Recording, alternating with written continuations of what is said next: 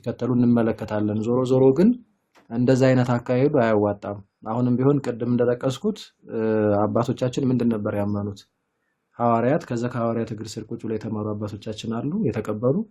ዛሬ እጃችን ላይ ያዝነውን መጽሐፍ ቅዱስንም የሰጡን ሆሊ ትራዲሽን ቅዱስ ትውፊት አለ፣ ዓለም አቀፍ ጉባኤያት አሉ። እነሱን መለስ ብሎ ማየት ያስፈልጋል። አንዳንዶቹ ስያሜ ላይ ነው የሚንጠለጠሉት። በነገራችን አሁን ለምሳሌ ኦርቶዶክስ መሆን የሚደረሰ ጉዳይ ተይዞ ሲገባ ምን ክርስቶስ እኮ ትናንት ምን ቤት ተብያለሁ፣ ትክክለኛው ሃይማኖት እኮ ክርስቶስ ምን ኦርቶዶክስ ነው እኮ አላለም፣ ወይም ይሄ ነው አላለም ወደሚል እንትን ይገባሉና አባባል ማለት ነው። በነገራችን ላይ ስያሜው አይደለም ትልቁ ጉዳይ አስተምህሮውም ነው። ኦኬ ካስተምህሮ ነው ስያሜ የመጣው እንጂ እንደው ዝም ብሎ እንደዚህ እንበለውና ዝም ብለን ስሙን ቆንጆ ስለሆነ በሚል አይደለም። ነገር ግን እኛም ክርስቲያንን የሚሉ አካላት በተነሱ ጊዜ ያንን የሚለይ ትክክለኛውን አስተምህሮ ከሐሰተኛው የሚለይ ስያሜ በእግዚአብሔር ፈቃድና ምሪት መሰጠት ነበረበት። በዛ ወገን ያሉት ሌላ ብለው ሲወጡ አባቶቻችን ደግሞ አይ ቀጥ ብሎ የመጣው እምነት ትምህርት ይሄ ነው ብለው በዛ መንገድ ኦርቶዶክስ ተዋህዶ ብለው መጥተዋል። ያው ተዋህዶ የሚለው ክርስቶስን ከሁለት አካል አንድ አካል ከሁለት ባህሪ አንድ ባህሪ የሚለውን የሚያመለክተው ከኤፌሶን በኋላ የመጣ ማለት ነውና በተለይ ሄዶ ዝም ብሎ እንደው ስያሜው ላይ መንጠልጠል ብቻ ሳይሆን ስያሜውንም እንዝና ከዛ ግን ውስጥ ያለውን ትምህርቱን ይዘቱን መመልከት ነው የሚገባው። እንደዛ ካልሆነ በስተቀር ምን ችግር አለው ምን ብሎ ቅድም ባነሳው አይነት መንገድ በሞኝነት ምንድነው ይሄ ዝም ብሎ የዋህ በሆነ አይነት አካሄድ ወይም ደግሞ ዝም ብሎ በሞኝነት ገደል መግባት ነው አይነት ነገር ውስጥ ነው የሚገባውና ትምህርቱም ሳይቋረጥ ኮንቲኒቲውን ጠብቆ ከነቱም እንደዛው ሳይቋረጥ ኮንቲኒቲውን ጠብቆ ህብረት አንድነቱ ኤክሌሲያ ምንላትም ልክ በዛ መንገድ ይህንን ትምህርት የምታምን ያኛው ክህነት ያላት የክርስቶስ ቤተክርስቲያን የትኛዋ ናት ነው። ያቺ ህብረት አንድነት ኦርቶዶክስ ተዋህዶ ተብላ ትጠራለች ወይም ኦርቶዶክስ ብለን እንጠራለን የሚለውን ነገር እሱን መምጣት ይገባል እንጂ ይህንን እኮ አላለም ምናምን በሚል የህፃን ጨዋታ በሚመስል አይነት መንገድ መታጠር አይገባም። እንደው ትንሽ ቀደም ኮሜንት ላይ ሳይ ስለነበረ አሁንም ሲገቡ እሱ ሊያነሱልን ስለሚችሉ ጥቂት ነገር እዚህ ጋር ለበል ብዬ ነውና ከዚህ በላይ እንዳላስረዝም ይበቃኛል። እግዚአብሔር ይስጥልኝ። እሺ ቀለተ ሰማልን ክርስቶፎርስ ኢየሱስ ክርስቶስ ነው መሰረታችን፣ የጸናው መሰረት እሱ ነው። ግን ኢየሱስ ክርስቶስ እንደማይቀያየረው ሁሉ የእሱ አካል የሆነች ቤተክርስቲያንም ስቴብል መሆን አለባት ነው እያልን ያለ ነው። ስቴብል ያልሆነች በየጊዜው የምትቀያየር ቤተክርስቲያን የለችውም ክርስቶስ። ምክንያቱም ክርስቶስ የጸና ነው፣ እሱ አለት ነው። እንደው ዝም ብሎ ዘመን በመጣ ቁጥር ሰው እየመጣ የሚቀያየረው አካል የለችውም እና በክርስቶስ መጽናታችን የሚታወቀው ቤተክርስቲያን እንደዚያ ስትሆን ነው እንጂ እኛ ከክርስቶስ ውጭ ሌላ መሰረት የታላል? ከክርስቶስ ውጭ መሰረት የለም። ክርስቶስ ግን የማይለወጥ ጽኑ መሰረት ነው። የሚለዋወጥ ሁኔታ ውስጥ ካላችሁ በክርስቶስ ላይ አልተመሰረታችሁ ነው እያልን ያለ ነው። ኪዳን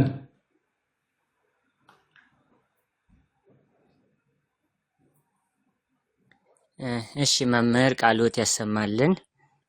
ያው አብዛኛውን ሐሳብን አንስታችሁታል።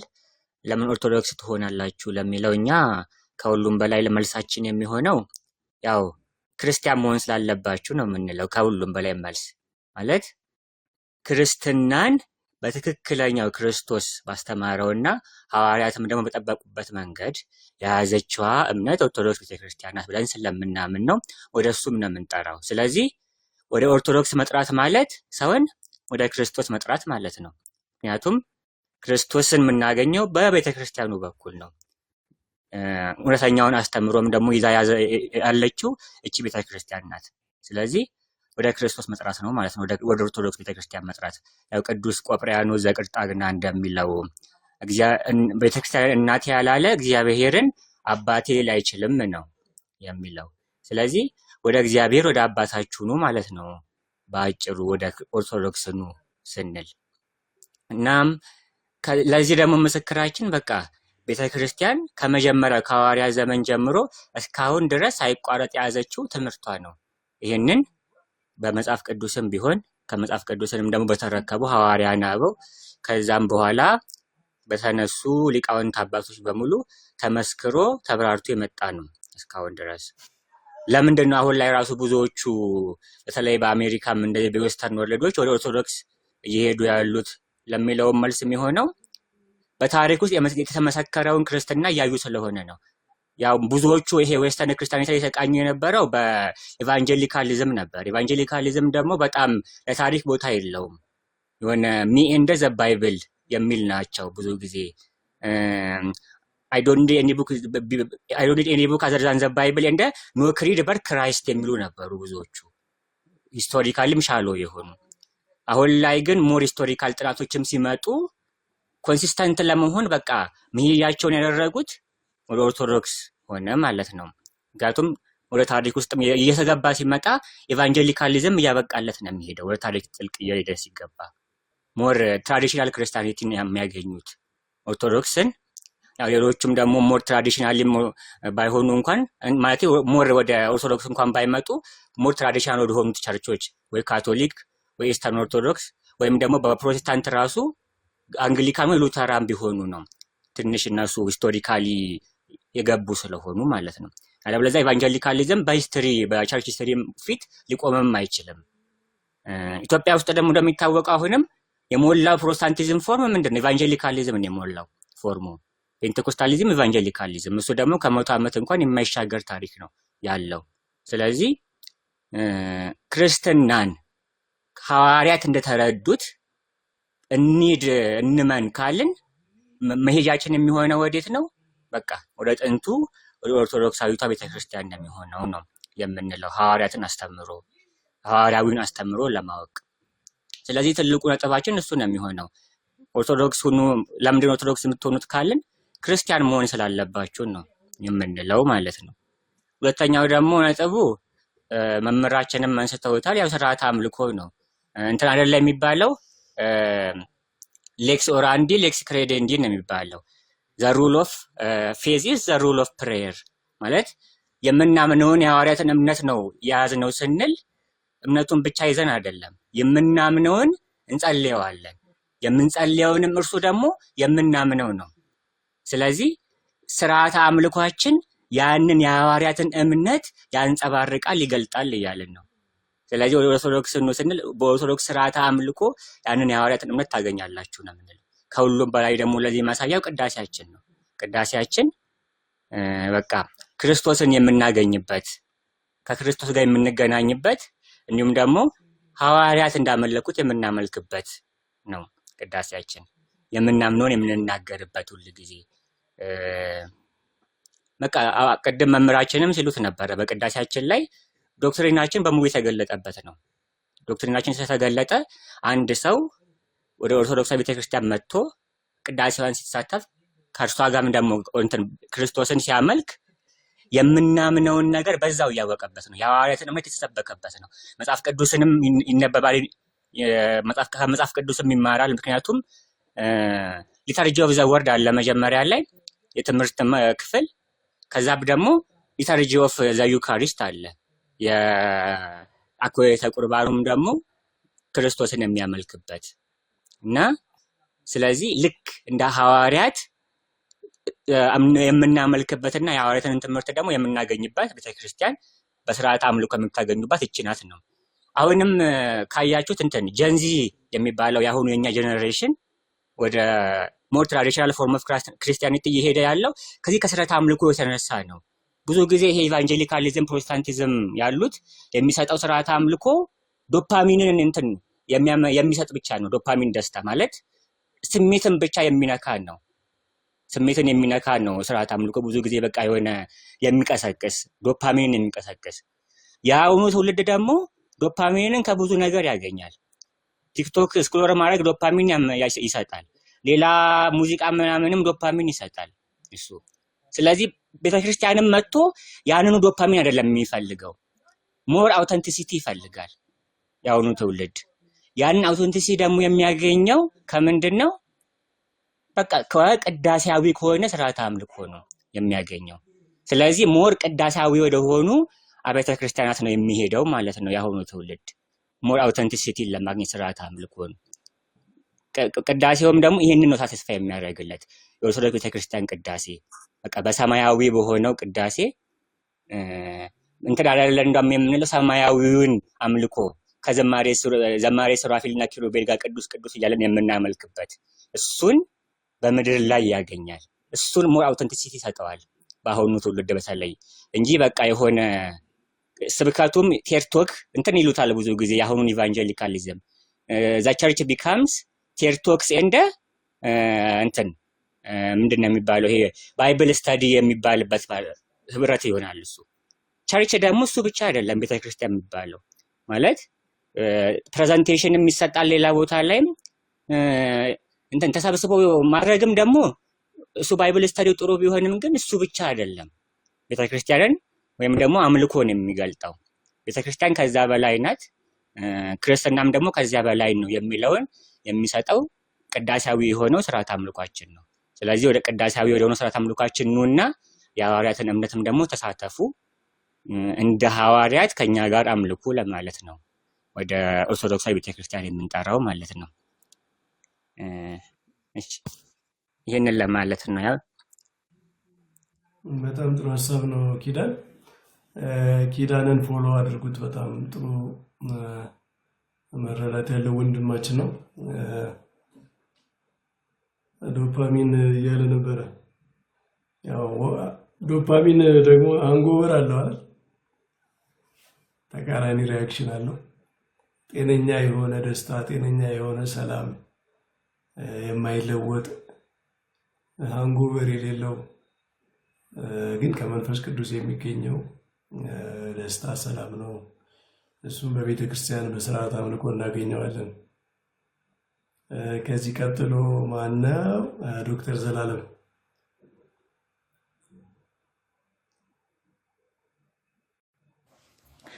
እሺ በድጋሚ እግዚአብሔር ያክብርልኝ፣ ቃለ ሕይወትም ያሰማልን። እጅግ ብዙ በጣም መልካም ነገሮች የተነሱበት ምናልባትም ከታችም ያሉ ሰዎች ለምን ኦርቶዶክስ እንደሆኑ ፍንጭም የሚያገኙበትና ራሳቸውን ለካስ እንዲነን እንዲህ ብሎ እንዲያስቡ ያደርጋልና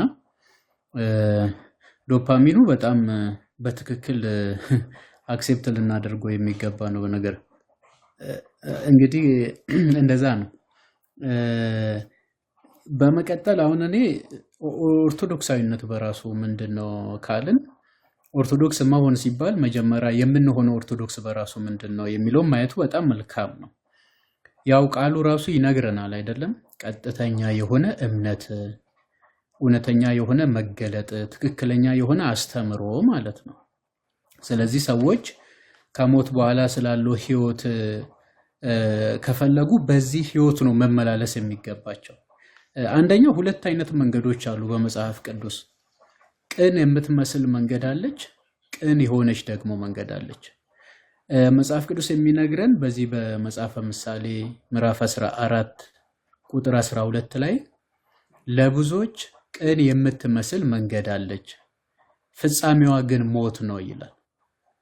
እኔ ቅን የምትመስል መንገድን አልፈልግም፣ ቅን የሆነችዋን መንገድ ነው የምፈልገው። ምክንያቱም ሆሴ ምን ይለናል? የእግዚአብሔር መንገድ ቅን ናት ይላል፣ ጻድቃን በእርሷ ላይ ይሄዳሉ፣ ተላላፊዎች ግን ይወድቁባታል ይላል። የክርስትና ተስፋ ወድቆ መቅረት አይደለም። ኦኬ፣ ከወደቅንበት መነሳት ነው። ከጨለማ ወደሚደነቅ ብርሃን መሸጋገር ነው። በክርስቶስ ሞት ተወግዶልን በትንሳኤው በኩል ደግሞ ለሚሞት እኛነታችን ትንሳኤ መካፈል ነው፣ ህይወትን መካፈል ነው።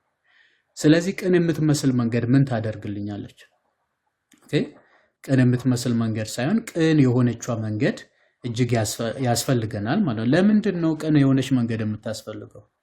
ራሱ በዚህ በትንቢተ ኤርምያስ ምዕራፍ 6 ቁጥር 16 ላይ በመንገድ ዳር ውጡ ይላል፣ ተመልከቱ፣ አስተውሉ፣ በእርሷ ላይም ሂዱ፣ ለነፍሳችሁ እረፍትን ታገኛላችሁና ይላል። እና እረፍትን የሚፈልግ ሰው ቅን የምትመስለው መንገድ ሳይሆን ቅን የሆነችዋ መንገድ ላይ መሄድ አለበት። ኦርቶዶክሳዊነት ቅን የሆነች የእግዚአብሔር መገለጥ ያለባት ቤተክርስቲያን ናት ማለት ነው። የክርስትና እምነት እከሌ ጀመረ የምትባል አይደለችም። እከሌ ጀመረ የምትባል ከሆነች ያቺ ቤተክርስቲያን እኔ ቤተክርስቲያን ነን ትል ይሆናል እንጂ ቤተክርስቲያን አይደለችም። ምክንያቱም የክርስትና እምነት የመገለጥ እምነት ነው። መገለጥ ደግሞ አንድ ጊዜ ለቅዱሳን ፈጽሞ የተሰጠ ነው። እርሱ ደግሞ በቤተክርስቲያን ውስጥ በመንፈስ ቅዱስ የምትመራው ቤተክርስቲያን ጠብቃ ከዘመናት መካከል ለኛ የምታደርስ ነው። ለምሳሌ ጌታ ያስተማረው ትምህርት፣ ሐዋርያት ተቀብሎ የነገሩን፣ ሐዋርያውን አባቶቻችን የመሰከሩልን አስተምሮ አለ። ከዛ ያፈነገጠ እንደሆነ መስራቹ ወደ ራሱ ነው የሚወስደን እንጂ ወደ እግዚአብሔር አያመጣንም ማለት ነው። ስለዚህ ከዚህ አንጻር መረዳት ያስፈልጋል አንደኛ። ሁለተኛ ደግሞ ኦርቶዶክሳዊነት ነገረ ድህነትን በምልአት የሚያስረዳ ነው። መስቀል ላይ ብቻ የተንጠለጠለ ነገረ ድህነት የለም። ጽንሰቱ ዋጋ አለው። በልደቱ ያገኘነውን ነገር በስደቱ፣ በጥምቀቱ፣ በጾሙ፣ በጸሎቱ፣ በቃሉ ትምህርት፣ በእጁ ተአምራት ቤዛነቱ ከማህፀን ስለሚጀምር ማለት ነው። እዚህ ነገረ ድህነትን በምልአት መረዳት የሚችል ሰው መረዳት ካለበት በኦርቶዶክሳዊት ተዋሕዶ ቤተክርስቲያን ውስጥ ነው ማለት ነው። ሌላ በጣም የሚገርመኝ ነገር ጸጋን እንድንካፈል የምታደርገው ቤተክርስቲያን የኛ ቤተክርስቲያን ናት። ውሳጣዊ ነው፣ ውጫዊ አይደለም ጸጋን የምንካፈለው። ሌሎቹ ግን ጸጋን ይከለክላሉ። መምህር ብዙ ጊዜ ምስጢራትን የሚከለክል ሰው ካለ የእግዚአብሔርን ጸጋ እንዳንካፈል መንገድ የሚዘጋ ነው ማለት ነው። አንድ ሰው በእምነት ብቻ ባመነበት ቅጽበት የሚድን ከሆነ በጥምቀት የሚገኘውን ጸጋ ከልክሏል። ጌታችን የመጣበት ትልቁ ምክንያት ምንድን ነው? ኦኬ፣ ጌታችን የመጣበት ትልቁ ምክንያት ምንድን ነው? ኃጢአትን ሊያስወግድልን አይደለም? ኃጢአትን ሊያስወግድልን፣ ልጆች ሊያደርገን፣ በነፃነት ሊያኖረን፣ ገነትን ሊከፍትልን፣ በብርሃን እንድንመላለስ ሊያደርገን እጅግ በጣም ብዙ ጸጋዎች አሉ የሰጠን ማለት ነው።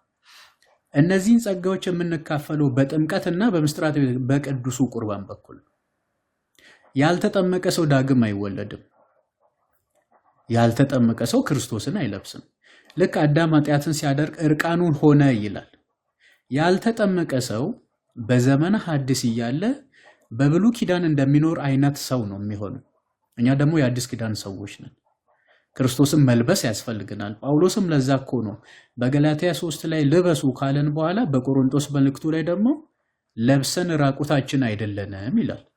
እንግዳውስ ያልተጠመቀ ሰው እስቲ ራቁቱን ነው ማለት ነው። የክርስቶስን የመስቀሉን ፍቅር ዋጋ ቢስ የሚያደርግ ነው ማለት ነው።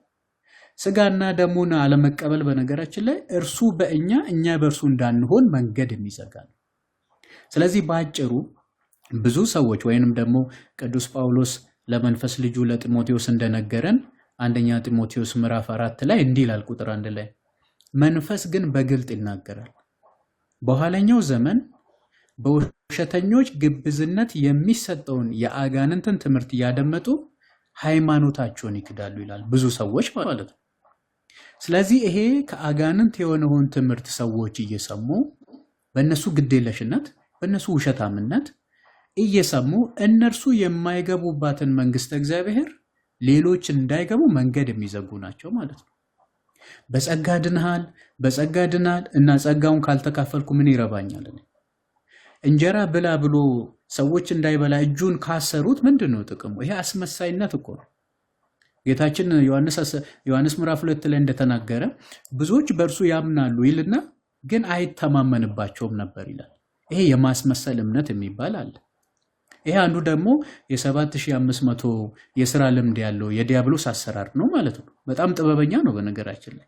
ዲያብሎስን እወቁበት ተብሏልና እግዚአብሔር በዚህች ቤተክርስቲያን ስላቆየን ስሙ የተመሰገነ ይሁን። አንደኛ ማለት ነው። ሌላው ኦርቶዶክሳዊነት ክርስቶስ ኢየሱስን በምድር ላይ ብቻ ተስፋ እንድናደርገው የምታደርግ አይደለችም። አሁን ኮሚኒየን ኦፍ ሴንትን ስናነሳ ቅዠት የሚመስላቸው ሰዎች አሉ። በቃ ሞቱ አበቃላቸው። እርኩሳም መናፍስትን እንደመጥራት ሙታንን እንደመጥራት አድርጎ አይደለም የሚነግሩ። በቃ አበቃላቸው በዚህ ዓለም ላይ እስካሉ ብቻ ነው ይላሉ። በነገራችን ላይ ቅዱስ ጳውሎስ ደግሞ ምን ይለናል? እንኪያስ ክርስቶስ ኢየሱስን በዚህ ዓለም ብቻ ተስፋ የምናደርግ ከሆነ ከሁሉ ይልቅ ምስኪኖች ነን ይላል። ከሁሉ ይልቅ ምስኪኖች ነን ይላል። እኛ ግን ሞት ተወግዶልናል። ሞቶይ መውጋህ ወዴት አለ? ሲኦሎይ ድል መንሳትሽ ወዴት አለ? የሚል ዝማሬ በክርስቶስ ተጀምሮልናል። እንግዲያውስ ክርስቶስ ኢየሱስ የትንሣኤያችን በኩር፣ እኛ ደግሞ የትንሣኤ አካል ይዘን እንደምንነሳ ያው መንገድ ጠራጊው ነው ማለት ነው በነገራችን ላይ። ስለዚህ እኛ በዚህ ዓለም ላይ ብቻ ክርስቶስን ተስፋ እንዳናደርግ፣ ከሞት በኋላ ሕይወት እንዳለ፣ እንደውም ወደ ክርስቶስ መሄድ የሚሻል መሆኑን በእምነታችን መነጽርነት የምናውቅ ነን ይላል ጳውሎስ ፊልጵስዩስ መልእክቱ ምዕራፍ 1 ላይ ልሂድ ከክርስቶስ ጋር መኖርን እናፍቃለሁ ከሁሉ የሚሻለው እርሱ ነውና የሚሻለውን ነገር መውሰድ ማግኘት ነው። በሉቃስ ወንጌል ላይ እንደተቀመጠ እንግዲህ ባሪያህን አሰናብት አይደለም ያለው? አሰናብት እኮ ነው ያለው። ዓይኖቼ ማዳንን አይተዋልና ባሪያህን አሰናብት ይላል። ቅዱሳን እንዲህ ናቸው፣ ሞታቸውም ክብራቸው ነው። የሚያውቅ ሰው እኮ የጻድቅን ሞት እኔ ልሙት ፍጻሜም እንደርሱ ፍጻሜ ትሁን ነው የሚለው እኮ ኦሪት ዘኍልቍ ምዕራፍ 23 ቁጥር 10 ላይ የጻድቅን ሞት እኔ ልሙት ፍጻሜም እንደርሱ ፍጻሜ ትሁን ይላል። ስለዚህ ከሞት በኋላ ያለው ህይወት እጅግ በጣም የሚያስደንቅና ከአእምሮ በላይ መሆኑን የምታስረዳ ናት ኦርቶዶክሳዊነት። ሌላው ከስጋ መረዳት የምትጠብቅ ናት መምህርዬ። ከስጋ መረዳት ስጋዊ መረዳት የሚል አለ አይደለም? ፍጥረታዊ አእምሮ ወይም ያልተለወጠ ማንነት መንፈሳዊነትን ሊረዳ አይችልም ብሎናል እኮ ጳውሎስ፣ ቅዱስ ጳውሎስ ለፍጥረታዊ ሰው ይላል መንፈሳዊ ነገር ሞኝነት ነው፣ ሊቀበሉ አይችልም። ለምን? በመንፈስ የሚመረመር ስለሆነ አለ። እኛስ ከመንፈስ በመንፈስ መንፈሳዊ ነገር እንመረምራለን፣ ሁሉን እንመረምራለን፣ በአንድስ እንኳን ግን አንመረመርም ይላል። ክርስትና ማለት ይሄ ነው፣ ሁሉም መመርመር፣ በአንድስ እንኳን አለመመርመር። ፍጥረታዊ አእምሮ ይሄንን ሊረዳ አይችልም። አሁን እኛ ተአምራትን የቅዱሳንን ሕይወት ስንናገር እንዴት ስዕላት እንዴት በቃ እንዴት በጥያቄ የተሞላ ሕይወት ነው። ክርስቶስ ደግሞ እኮ ሸክም የከበደባችሁ ወደ እኔ ኑ እኔ አሳርፋችኋለሁ ብሎናል እኮ አይደለም እንዴ? ጥያቄ ሸክም የሆነባቸው፣ የእምነት ማነስ ሸክም የሆነባቸው፣ ምድራዊነት ሸክም የሆነባቸው፣ መንፈሳዊ ነገር መረዳት ደካማ ያደረጋቸው ሰዎች ወደ ክርስቶስ ቢመጡ በእውነትም እንዲያፍሩ ምክንያት ይሆናል ማለት።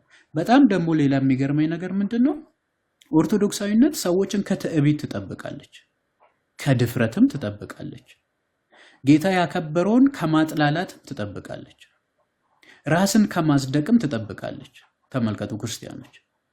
እና መንፈሳዊነትን በሎጂክ ከመረዳትም ትጠብቃለች። እንግዲያውስ በትዕቢት ፋንታ ትሑታን መሆን ካስፈለገ፣ በድፍረትም ፋንታ የዋሃን መሆን ካስፈለገ፣ ጌታ ያከበረውን ማክበር እንድንችል ካስፈለገ ወደ ኦርቶዶክሳዊ ተዋሕዶ ቤተክርስቲያን ልንመጣ ያስፈልጋል።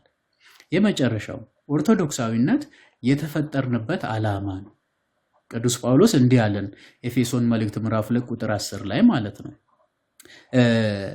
ጸጋው በእምነት አድኗቸዋል፣ ማንም እንዳይመካ ከስራ አይደለም ካለ በኋላ አስቀድሞ የተዘጋጀውን መልካሙን ስራ እናደርግ ዘንድ በክርስቶስ ኢየሱስ ተፈጠርን ይላል።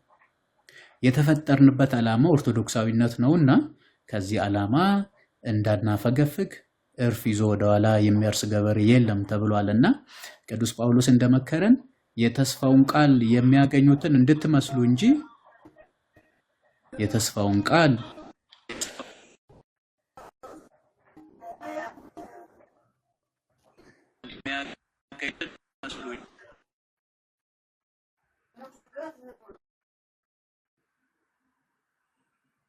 ቀጥል ዶክተር።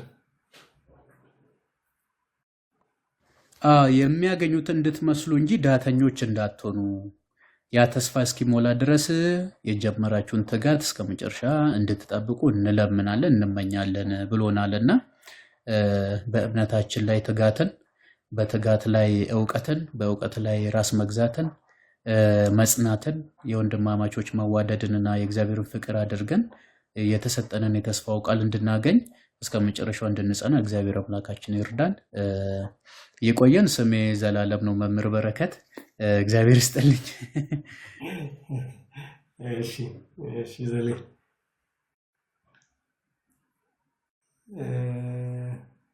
አሁን እዩ ተራ ነው። እዩ ቃልት ያሰማልን ዘሌ።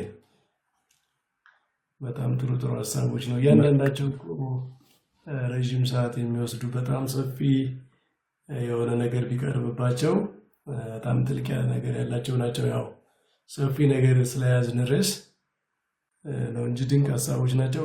ዮቤ ቀጥል። እሺ መምህር ቴንኪዩ።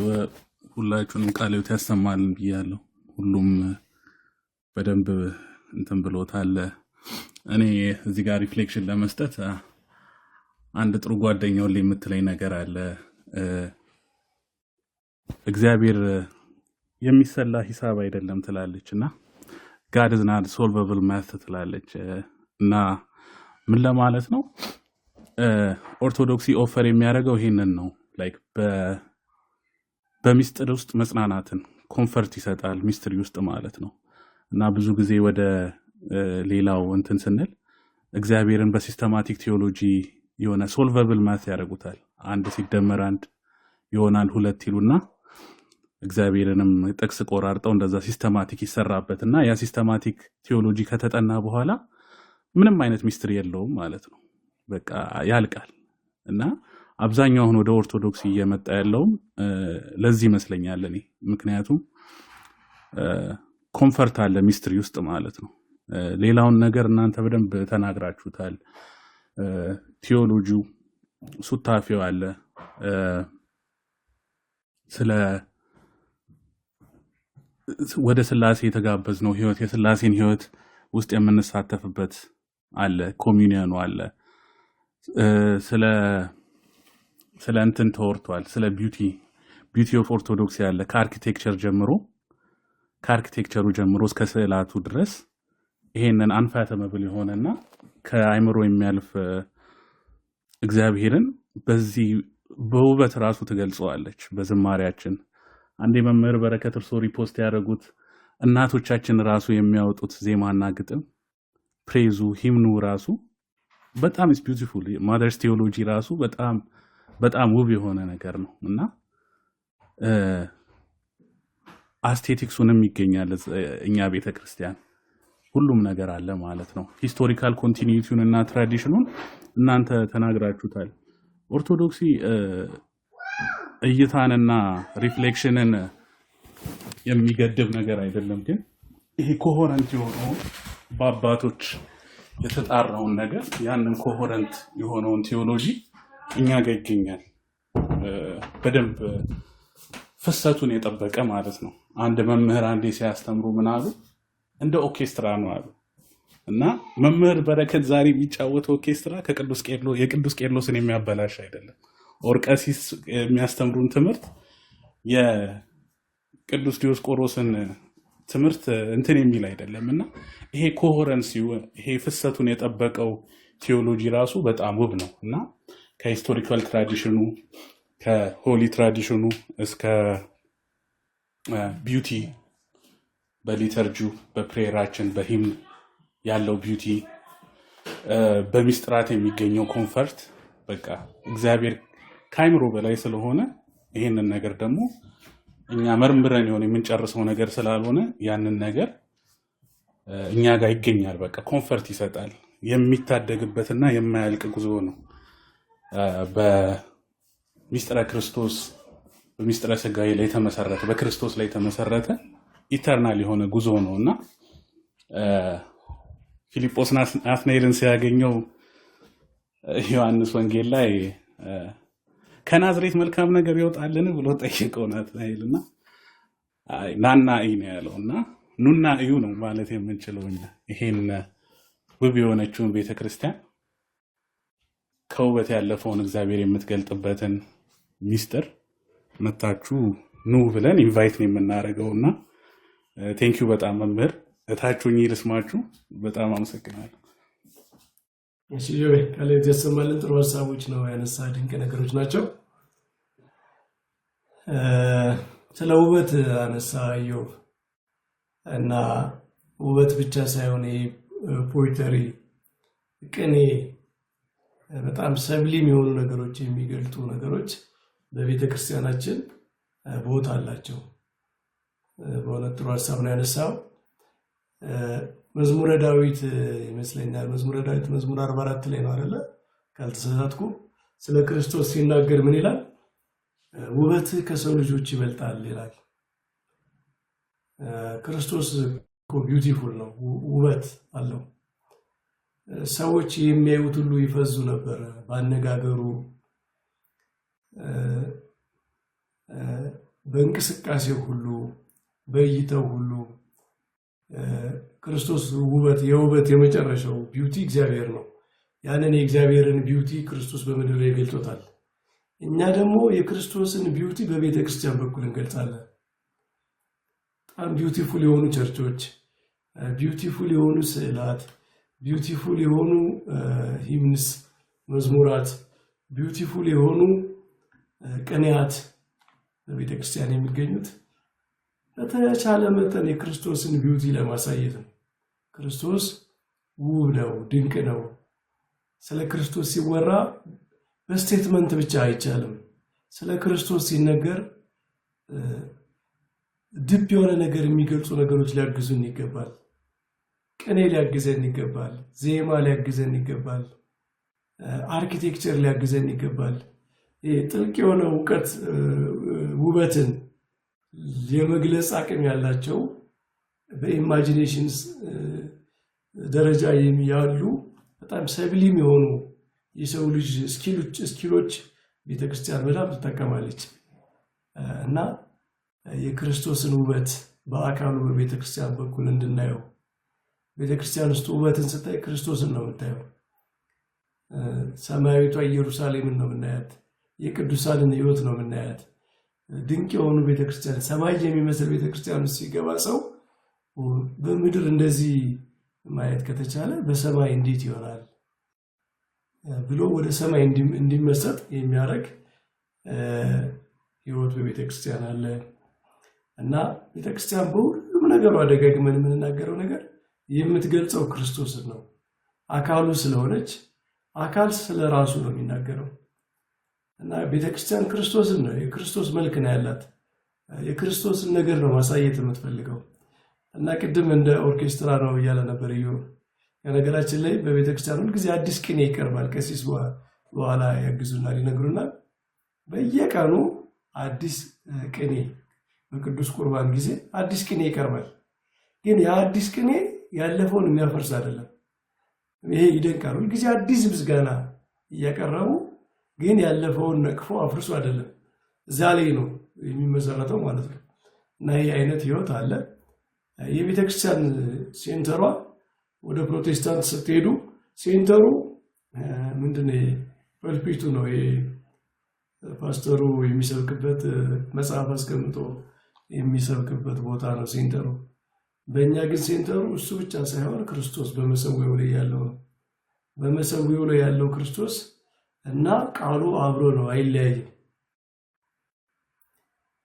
ለዛ ነው ወንጌል ታቦቱ ላይ የሚቀመጠው። ቀሲስ በኋላ ይነግሩናል። ወንጌል መንበሩ ላይ ነው የሚቀመጠው።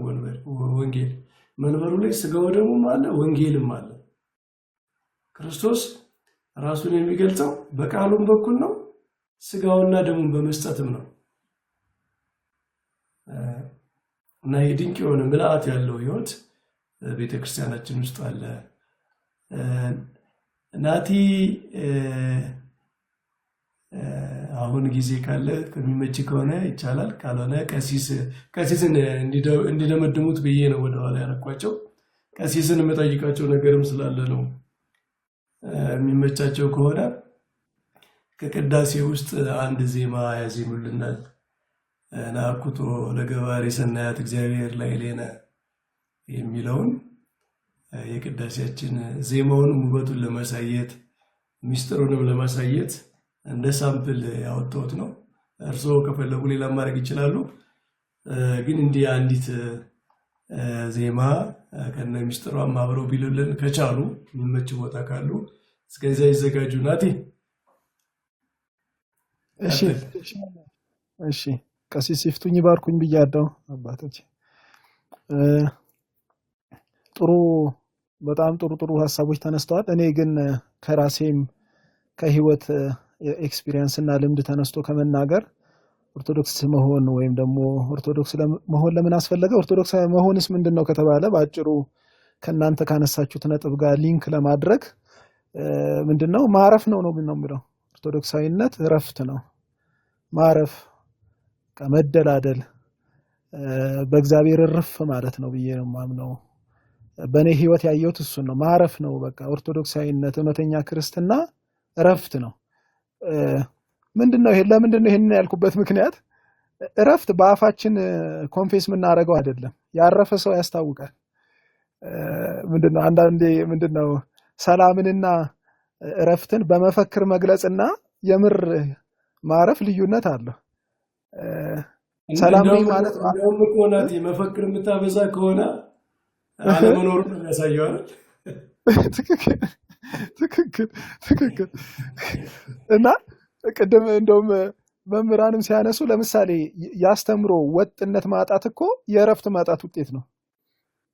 ማረፍ ሲያቅተው አንድ ሰው መልቲ የሆነ አይዲያዎችን ይጠቀማል ማለት ነው። እስቲ ቆይ ይሄንንም ልጠቀም፣ ይሄም ምናልባት እያለ ብዙ ስፔኩሌሽኖችን፣ ብዙ ፐርስፔክቲቮችን፣ ብዙ አመለካከቶች ጋር ከሄደ አላረፈም ማለት ነው። አሁን ብዙ አይነት ሳብጀክቲቭ የሆነ ኢንተርፕሪቴሽኖች፣ ብዙ የሆኑ ሳብጀክቲቭ የሆኑ መረዳቶች የበዙት ለምንድን ነው? የእረፍት ማጣት መንጠራውዝ ማለት ነው። በቀላሉ ሰው ከተንጠራወዘ አላረፈም ማለት ነው። በቃ ብዙ አይነት ነገር ላይ ከረገጠ ማለት ነው። እና ኦርቶዶክሳዊነት ምንድነው? እረፍት ነው።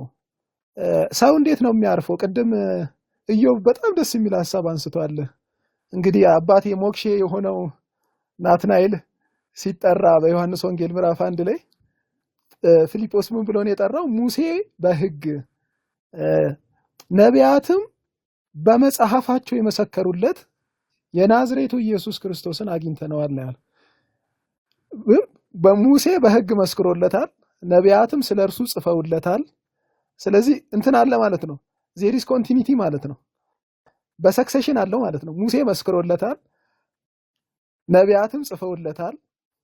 የብሉይ ኪዳን መጽሐፍት ምስክርነት፣ የአባቶች ምስክርነት፣ የነቢያት ምስክርነቶች ያሉት በነቢያት አድሮ ሲናገር የነበረውን እርሱን የናዝሬቱ ኢየሱስን አግኝተነዋል ሲል ነው ያረፈው ናትናኤል ማለት ነው። ስለዚህ ሰው የሚያርፈው እንዴት ነው ካልን ምንድን ነው የሚባለው? አባቶች ሲኖሩት ነው ማለት ነው የሚያርፈው። አባት ከሌለው ማረፍ አይችልም ማለት ነው። ምን ማለት ነው? አባት ከሌለው ማለት ነው በተዘዋዋሪ ምንድነው? ካልተቀበለ አይሰጥም ማለት ነው። ሰው የተቀበለውን ነው የሚሰጠው። ስለዚህ ምን ማለት ነው? የተቀበሉት የላቸውም። ሞስት ኦፍ ዘም ከክርስትና ከኦርቶዶክስ ተዋሕዶ ቤተክርስቲያን ውጭ ያሉት የተቀበሉት የለውም። እንደውም በቤተክርስቲያን አንድ አባባል አለ አይደል? መምህራን የምትጠቀሙት ሰክሰሽንን በሰዎች ህዋስና እንዲሁም ደግሞ በእናት ጡት ይመሰላል አይደል? ሰክሰሽን ለምሳሌ እናት እኮ ለምሳሌ የኔ እናት 4 ልጆች ነው ያሳደገችውና እኔ ሁለተኛ ልጅ ነኝ እና አራተኛው ከኔ ቀጥሎ ያለችው ሴት ናት፣ ቀጥሎ ወንድ ነውና ሶስተኛው ልጅ ሲመጣ ጡት እኮ አልተቀየረለትም። ያው እኔ የመጀመሪያው ልጅ የጠባውን ጡት ነው እኔም የጠባሁት። ቀጥሎ ሶስተኛ የመጣችው እኔ የጠባሁትን ጡት ነው የምትጠባው። ስለዚህ ምን ማለት ነው? ሰክሲድ ያደርጋል ማለት ነው። ሐዋርያት ያላሉትን የሚል ከሆነ አልተቀበለም ማለት ነው። አባቶች የሉትም። አባቶች ከሌሉት ደግሞ አያቀብልም ማለት ነው። ስለዚህ ሰክሲድ እንዳያደርጉ አንዱ የሚያደርጋቸው ይሄ ነው። ይሄ ከሌለ ደግሞ አያርፍም ማለት ነው። ማረፍ አይችልም ሰው። ስለዚህ ኦርቶዶክሳዊነት ለአንተ ምንድን ነው ከተባለ እንደኔ ካየሁት ከተረዳሁት ከገባኝ ነገር እረፍት ነው። ሌላው ኢቭን ሳይኮሎጂካል እረፍት ነው። በነገራችን ላይ የስነ ልቦና እረፍት ሁሉ አለ። ለምን?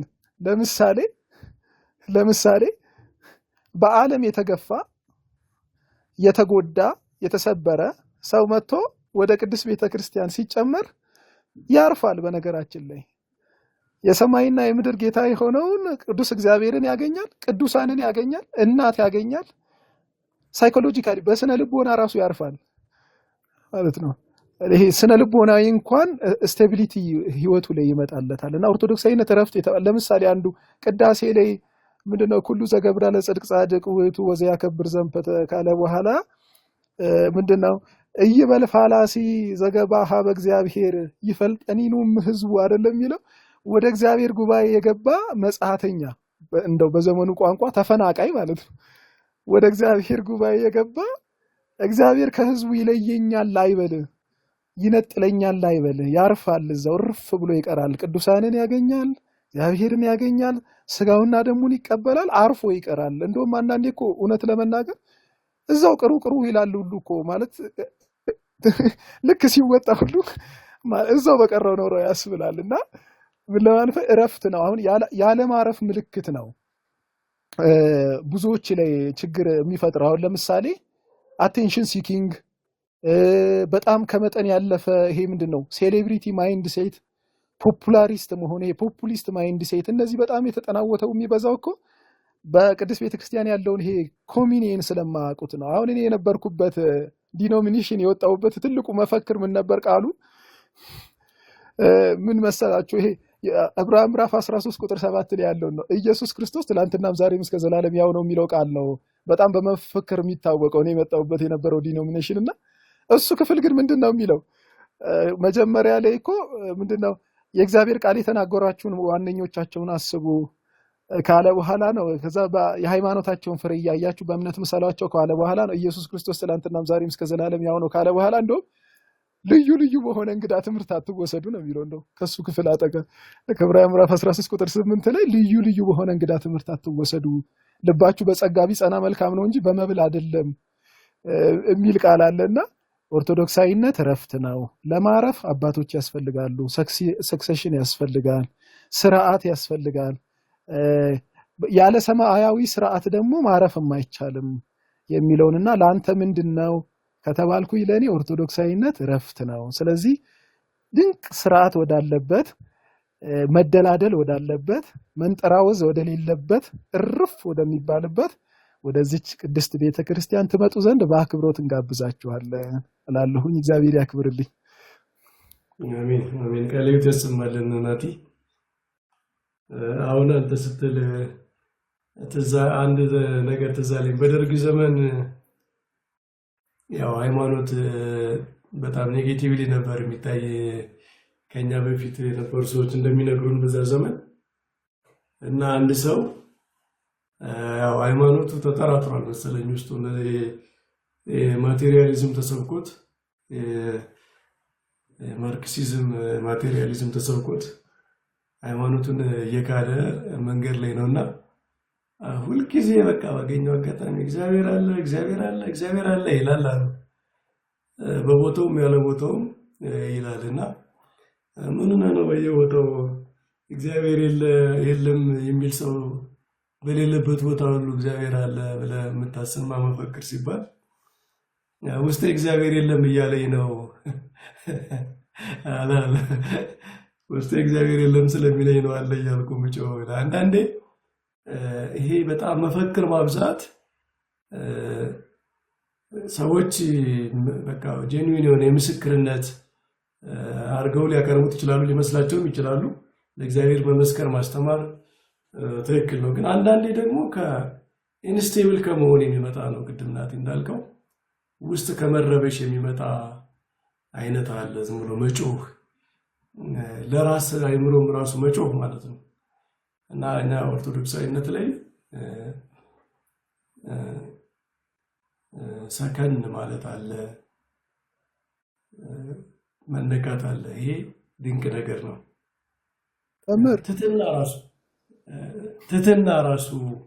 ትትና አሁን ሰዎች ብዙ ጊዜ ትትና ፌክ ነው። ፌክ የሆነ ትትና ነው የምናሳየው። በቃ እኔ ትሁት ነኝ፣ ምንድነኝ፣ ዝቅ ያልኩ ነኝ፣ ከኔ የተሻሉ ሰዎች አሉ እንደው ምናምን እንላለን። ግን አንተ ዝቅ ያልክነን ቢሉን ሰዎች አንታገስም። እኛ ቢያንስ ራሳችን ብንለው ይሻላል እንጂ አንተ ቆይ ሌሎች ደግሞ ከአንተ የተሻሉ ሰዎች አሉ ቢባል ሰው አኩርፎ ነው የሚሄደው አይደል? የውሸት ፌክ የሆነ ትትና ይበዛል። እውነተኛ ትትና እንዴት ነው ሊመጣ የሚችለው? እውነተኛ ትሁት ሊሆን የሚችል ሰው የእግዚአብሔርን ፕሬዘንስ ፊል የሚያደርግ ሰው ብቻ ነው። የእግዚአብሔርን ፕሬዘንስ ፊል የሚያደርግ ሰው ናቹራሊ ትሁት ነው የሚሆነው። ለምን መሰላችሁ? እንደ እግዚአብሔር ጋር ነው ራሱን የሚያነጻጽረው። ሰው ከእግዚአብሔር ፊት ከእውነት ቆሞ የእግዚአብሔር ሕልውና ሲሰማው መጀመሪያ የሚያውቀው ራሱን ነው። ይሄን ታውቃላችሁ? ወደ እግዚአብሔር ዞሮ እግዚአብሔርን በእውነት ማየት ሲጀምር የራሱን ድካም፣ የራሱን ኃጢአተኝነት ያውቃል። የእግዚአብሔርን ቅድስና ፊል የሚያደርግ ሰው የራሱን ኃጢአት ክፋት ይረዳል። እና ትህትና ራሱ ከእውነተኛ መንፈሳዊነት የሚመጣ ነው። እና ኦርቶዶክሳዊነት ስፒሪቹዋሊቲ ሴንተሩ ሂዩሚሊቲ ነው። ሰዎችን ማስቀደም፣ ለትላልቅ ሰዎች ቦታ መስጠት፣ ለመምህራን ቦታ መስጠት፣ ከኛ የቀደሙ አባቶች ምን አሉ፣ ከኛ በፊት የነበረው ትውልድ ምን አለ ብሎ ማዳመጥ፣ ራስን ዝቅ ማድረግ ነው እንጂ በቃ እኔ ገብቶኛል፣ ተገልጦልኛል፣ እንትን ብሎኛል እያሉ ራስን የሆነ ቦታ ላይ ሰቅሎ ማሳየት በኦርቶዶክሳዊነት አይፈቀድም። ይሄ ሌላ ስፒሪት ነው እና ትህትና ራሱ እግዚአብሔርን ፊል ከማድረግ የሚመጣ ነው። ቅድም ናት ያለው ነው። እግዚአብሔርን እውነተኛ መንፈሳዊነት ካለ እግዚአብሔርን ከእውነት በጸሎት ቦታ ቆሞ በቅዳሴ ቆሞ እግዚአብሔርን ፊል የሚያደርግ ሰው ያ ተች ያለው ሰው ትህትና ይገባበታል። ትሁት መንፈስ በልቦ ያድራል። ጸጥ ያለ ይሆናል። የተረጋጋ ይሆናል። ምንድነው የተረበሸ የተቃወሰ ሰው አይሆንም። ምክንያቱም የእግዚአብሔር መንፈስ እንደዛ ነው። የእግዚአብሔር መንፈስ ይህንን ነው የሚፈጥረው እና ኦርቶዶክሳዊነት ይሄ ሁሉ ስቴቢሊቲ የሚገኝበት ቦታ ነው። አባቶቻችን እንደዛ ናቸው።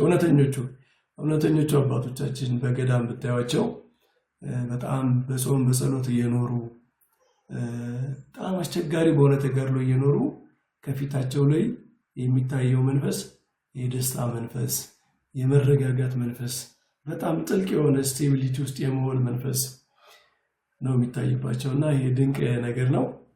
ቀሲስ ነግሬው ሰላም ብለናል። እንኳን ደህና መጡ አባታችን። ሰላም ይበሉንና ወደ ቀሲስ እንሄዳለን። ወደ ቀሲስ ዲበኩሉ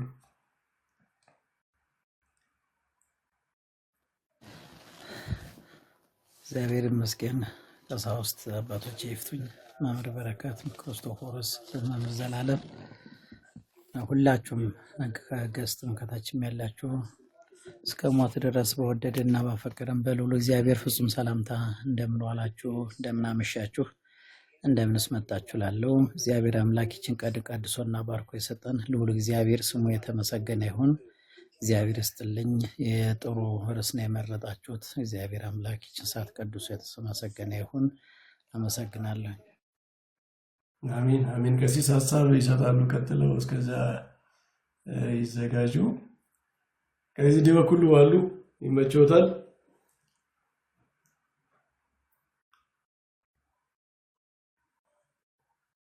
ማይክሮቱ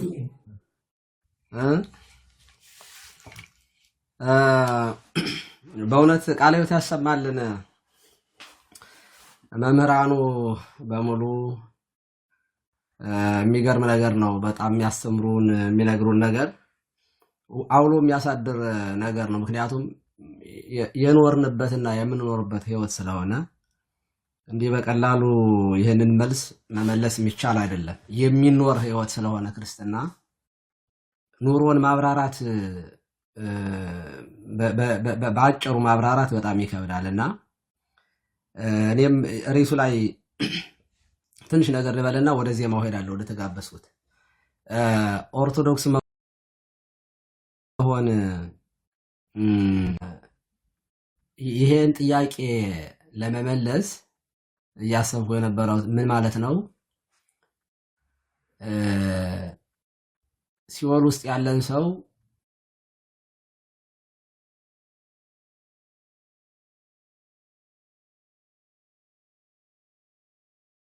ደግሞ ምንድነው እንደዚህ ሰው ቢጠየቅ ምን ብሎ ነው የሚመልሰው? ይህንን በትክክል ኦርቶዶክስ መሆን ለምን አስፈለገ የሚለውን ጥያቄ ለመመለስ እኔ እንደዚያ ነው የማስበው። ማለት አንድ ሰው በብዙ መከራ ውስጥ ሆኖ እያለ ከዚህ መውጣት ትፈልጋለህ ወይስ አትፈልግም ተብሎ ቢጠየቅ ምን ሊል ነው የሚችለው ሲባል እንዴ ልትድን ትወዳለህን? በሌላ አነጋገር መጽሐፉን ለብዙ ባይድ ይቀድመን ይለዋል ያለው እና ባይድ ይቀድመን ይወሪደ ሌላው መጥቶ ይቀድመኛል፣ የሚያነሳይ ሰው የሚያስጠምቀኝ የለም ነው ያለው። እና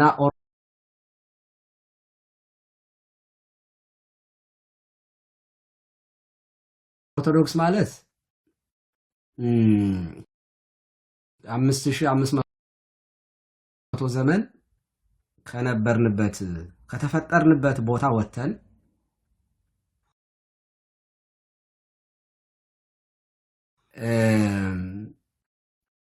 ከክብራችን ተዋርደን ከጸጋ ተራቁተን በዘላለም ሞት ውስጥ በነበርንበት ጊዜ የተመለስንበት መንገድ ማለት ነው።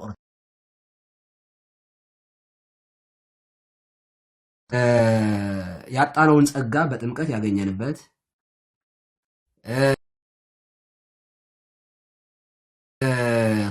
ከግብርና ዲያብሎስ ወጥተን ገብረ እግዚአብሔር ወልደ እግዚአብሔር መባልን ያገኘንበት የእግዚአብሔር ልጆች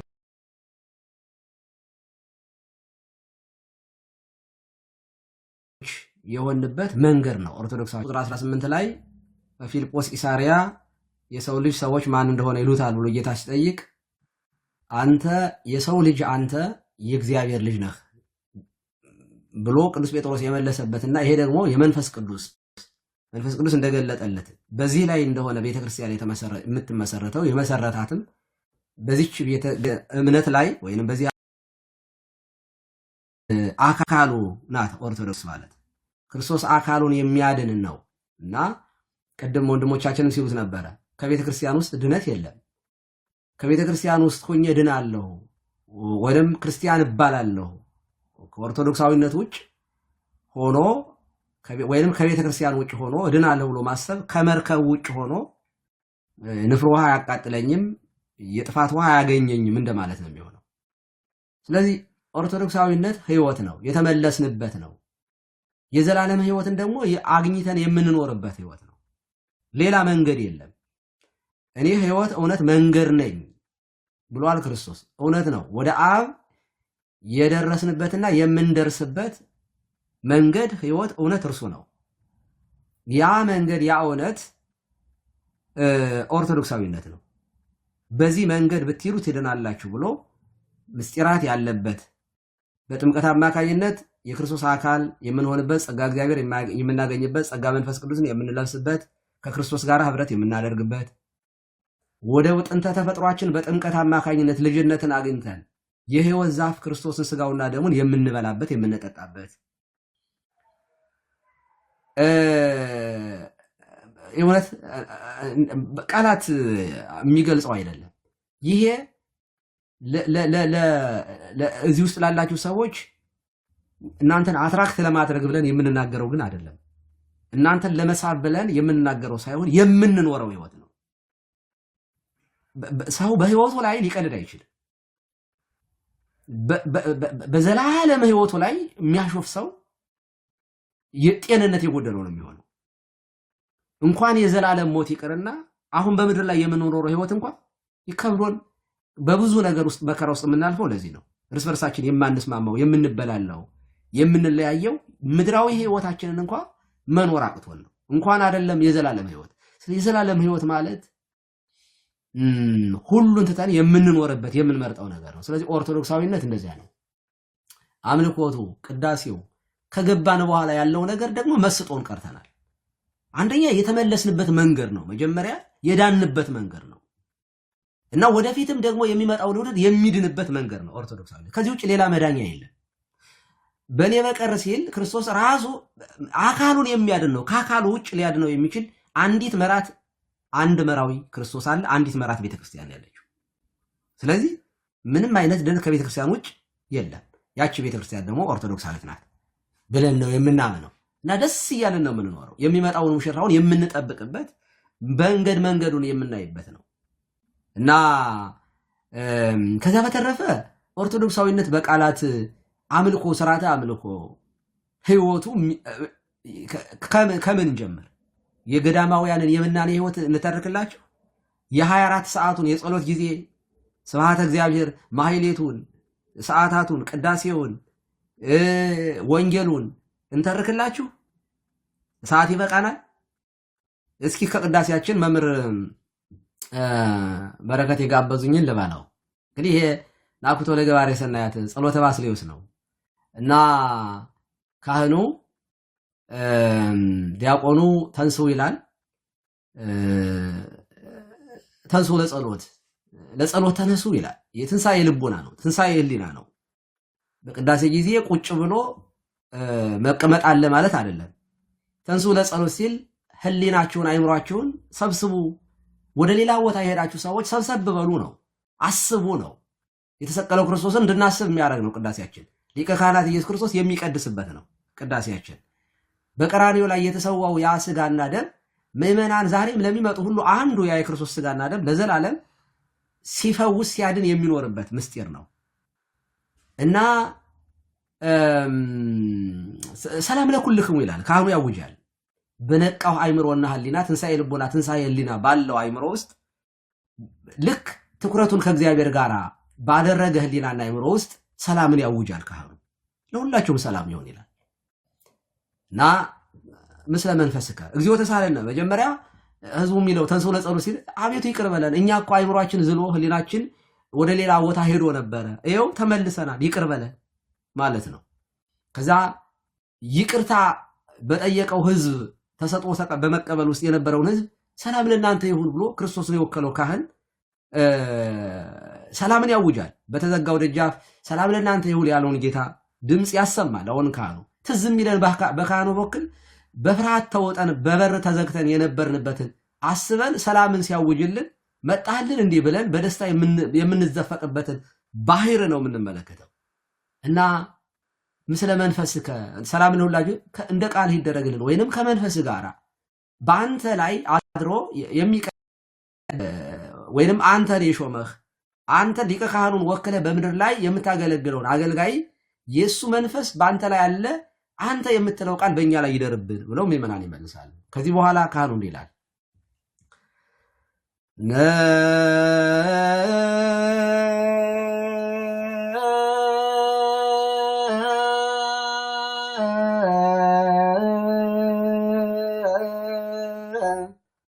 አኮ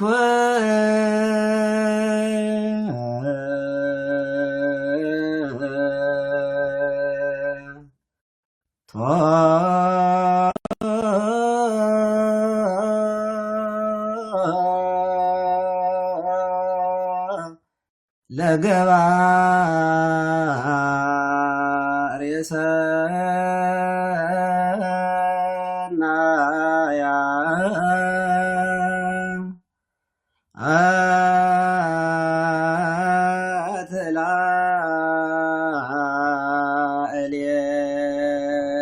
አትላእሌነ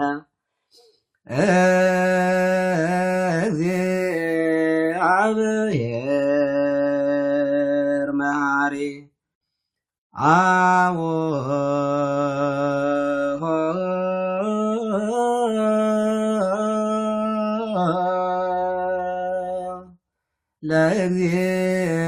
ለእግዚእነ ወአምላክነ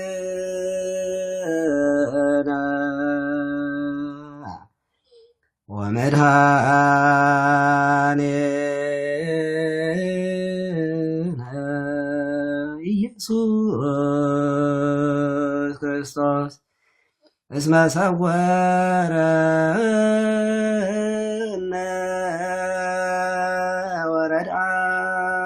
ወረድአነ አቀበነ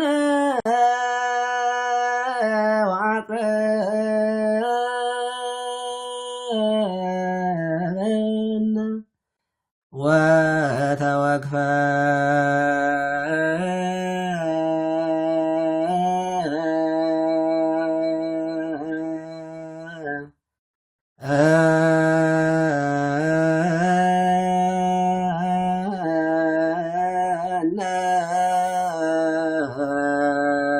ሀቤሁ ወተማኅፀነነ ወአጽንዓነ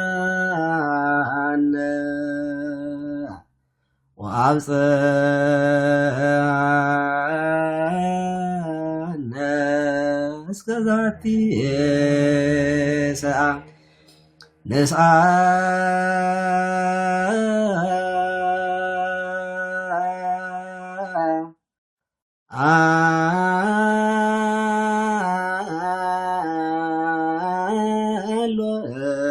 ንስአሎንከ ከመ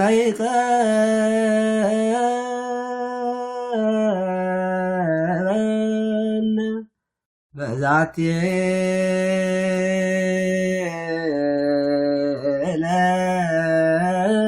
ዕለት ቅድስት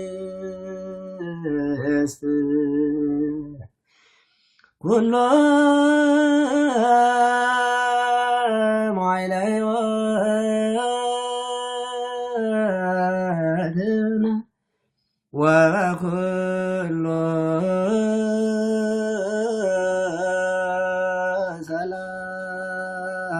ሰላም አዝየ ኩሎ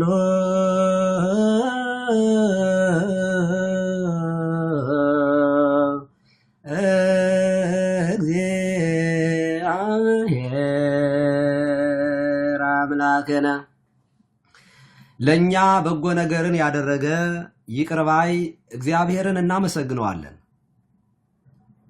ይቅር ባይ የጌታችን የአምላካችንና የመድኃኒታችን የኢየሱስ ክርስቶስ አባት ሰውሮናልና ረድቶናልና ጠብቆ አቅርቦናልና ወደ እርሱም ተቀብሎናልና አጽንቶ ጠብቆናልና እስከዚህ ሰዓት አድርሶናልና አሁንም ክብርት በምትሆን በዚች ዕለት በሕይወታችን ዘመን ሁሉ በፍጹም ሰላም ሁሉን የሚይዝ አምላካችን እግዚአብሔር ይጠብቀን ዘንድ እንለምነው ይላል። ከዚያ ዲያቆኑ ጸልዩ ይላል።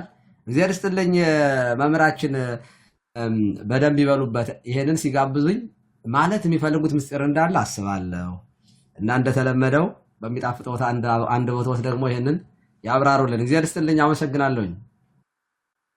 እግዚአብሔር ያክብርልን። ቀሲስ ዝማሬ መላእክት ያሰማልን። እርስዎም እንደዚሁ በጣም ጥሩም በሆነ ዜማ ነው ያቀረቡልን። እንደው ከቤተ ክርስቲያን የሥርዓት አምልኮ ጸሎቶች እንደ ማሳያ ይሆናል ብዬ ነው እንጂ ወደ ቅዳሴ ወደፊት ስንነጋገር እያንዳንዱ ጸሎቶች ጥልቅ ነገር አላቸው። እኔ ጸሎት የሚገርመኝ ነገር ምን መሰላችሁ? አንደኛ ቅዱስ ጳውሎስ በጌታችን በመድኃኒታችን በኢየሱስ ክርስቶስ እግዚአብሔር አብን ሁልጊዜ አመስግኑ ብሏል እና ናኩቶ ለገባሪ ሰናያት እግዚአብሔር ላይ ሌነ ለእኛ በጎ ነገር ያደረገ ይቅር ባይ አምላካችን እግዚአብሔርን እናመስግነው። የጌታችን የመድኃኒታችን የኢየሱስ ክርስቶስ አባት ይቅር ባይ እግዚአብሔር አብን በፕሮቴስታንቱ ስታዩ አሁን እግዚአብሔር አብ አፒዝ የሚደረግ በጣም ራስፉል የሆነ ተደርጎ ነው የሚሳለው፣ የሚፈራ ክርስቶስ ደግሞ የሚያስታርቅ። ቤተክርስቲያን ግን ይቅር ባይ ቸር የጌታችን የመድኃኒታችን የኢየሱስ ክርስቶስ አባት እግዚአብሔርን አመስግኑ ነው የምትለንና እግዚአብሔር አብን እንድንወደው ቸርነቱን ይቅርታውን የሚያሳይ ነው እና እነዚህ ምክንያቱን ሲገልጽ ጠብቆናልና ሰውሮናልና ወደ እርሱ አቅርቦ ተቀብሎናልና ይላል። አሁንም ይላል አሁን የሚል ቃል ይጠቀምና ደግሞ በሕይወታችን ዘመን ሁሉ እንዲጠብቀን ጸልዩ ይላል። ድነትን ነው የሚያሳየው። አይታችሁታል። ያለፈውን ይናገራል። ይህን አድርጎልናል፣ አሁንም እያደረገልን ነው፣ ወደፊትም እንዲያደርግልን በዚህ ጸንተን እንድንኖር ጸልዩ። ነገረ ድነታችን ያሳያል ማለት ነው። ደግሞ ሂደቱን ማለት ነው። የሆነ ያለቀ ነገር ብቻ ይሄን አድርጎልናል ብቻ ብሎ አይደለም የሚዘጋ፣ አሁንም እያደረገልን ነው። እስኪፈጽም ድረስ ጸልዩ። እስኪፈጽም ድረስ እንዲጠብቀን ከሱ ሳንወጣ እንድንኖር እንደሰወረን እንድንዘልቅ ከክፉ ነገር ከኃጢአት ከባርነት ሰውሮ እንደያዘን እስከ መጨረሻው እንድንዘልቅ ጸልዩ ነው የሚለው እና የክርስትና ሕይወት ሂደቱን ያሳያል ከመነሻው እስከ መድረሻው ያለውን ማለት ነው። እና ምስጋና ከጸሎት ጋር የተቀላቀለበት ነው። አመስግነን ደግሞ እንጸልያለን። ለተደረገልን አመስግነን ናአኩቶ ብለን ደግሞ እግዚአብሔርን እንዲህ እንዲያደርግልን ጸልዩ። በምስጋና ነው የሚጀመረው ጸሎት ነው። ክርስቲያን ሆኖ ጸሎትን በምስጋና የማይጀምር ሰው ይሄ ነጭናጫ ልጅ አለ አይደለ? ሁልጊዜ ያልተደረገልኝም ብሎ የሚያለቅስ የተደረገለትን እንኳን የማያነሳ አይነት ውለታ ቢስ ውለታ የማያውቅ ሰው ነው። እና የኛ ቅዳሴ ጸሎታችን ራሱ ስሙ ቅዳሴ ነው። ምስጋና ነው ስሙ ታይትሉ እና ናኩቶ ብሎ ጀምሮ ሲጨርስም ዲያቆኑ ስጋው ደግሞ ከተሰጠ በኋላ ናኩቶ ይላል። ናኩቶ ለእግዚአብሔር ቅድሳቱን የሰጠንን እግዚአብሔር እናመስግነው ነው የሚለው እና በምስጋና የተሞላ ነው። በምስጋና የተሞላ ቅዳሴ ምንን ያሳያል ካላችሁ መንግስተ ሰማያትን ያሳያል። መንግስተ ሰማያት ማለት ሲጨርስም መምህር ወይዜኒ ንሰብሖ ለአብ ወወልድ ወመንፈስ ቅዱስ ይዜኒ ወዘልፈኒ ወለዓለመ ዓለም ብሎ ነው እንጂ ቅዳሴው ራሱ መጨረሻው ቅዳሴ ራሱ በምስጋና ነው የሚዘጋው። በጣም ድንቅ ነው እና የመንግስተ ሰማያት ህይወት ነው ይሄ ማመስገን፣ በምስጋና ጀምሮ በምስጋና መጨረስ ይሄ ድንቅ ነገር ነውና ቅዳሴያችን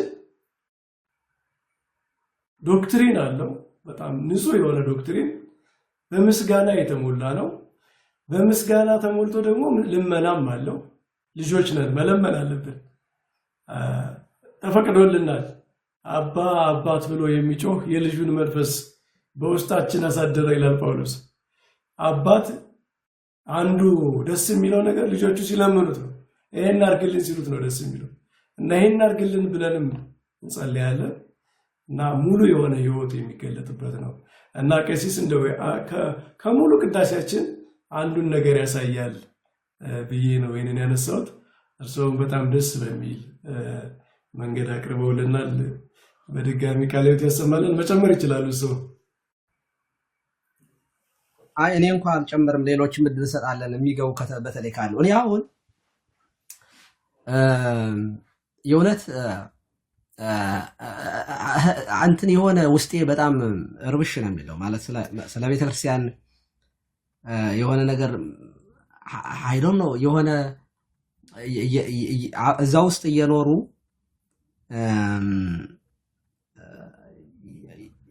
በቃ የሆነ የሚመሰጡበት ነገር አለ፣ የሚናፍቀውት ነገር አለ እና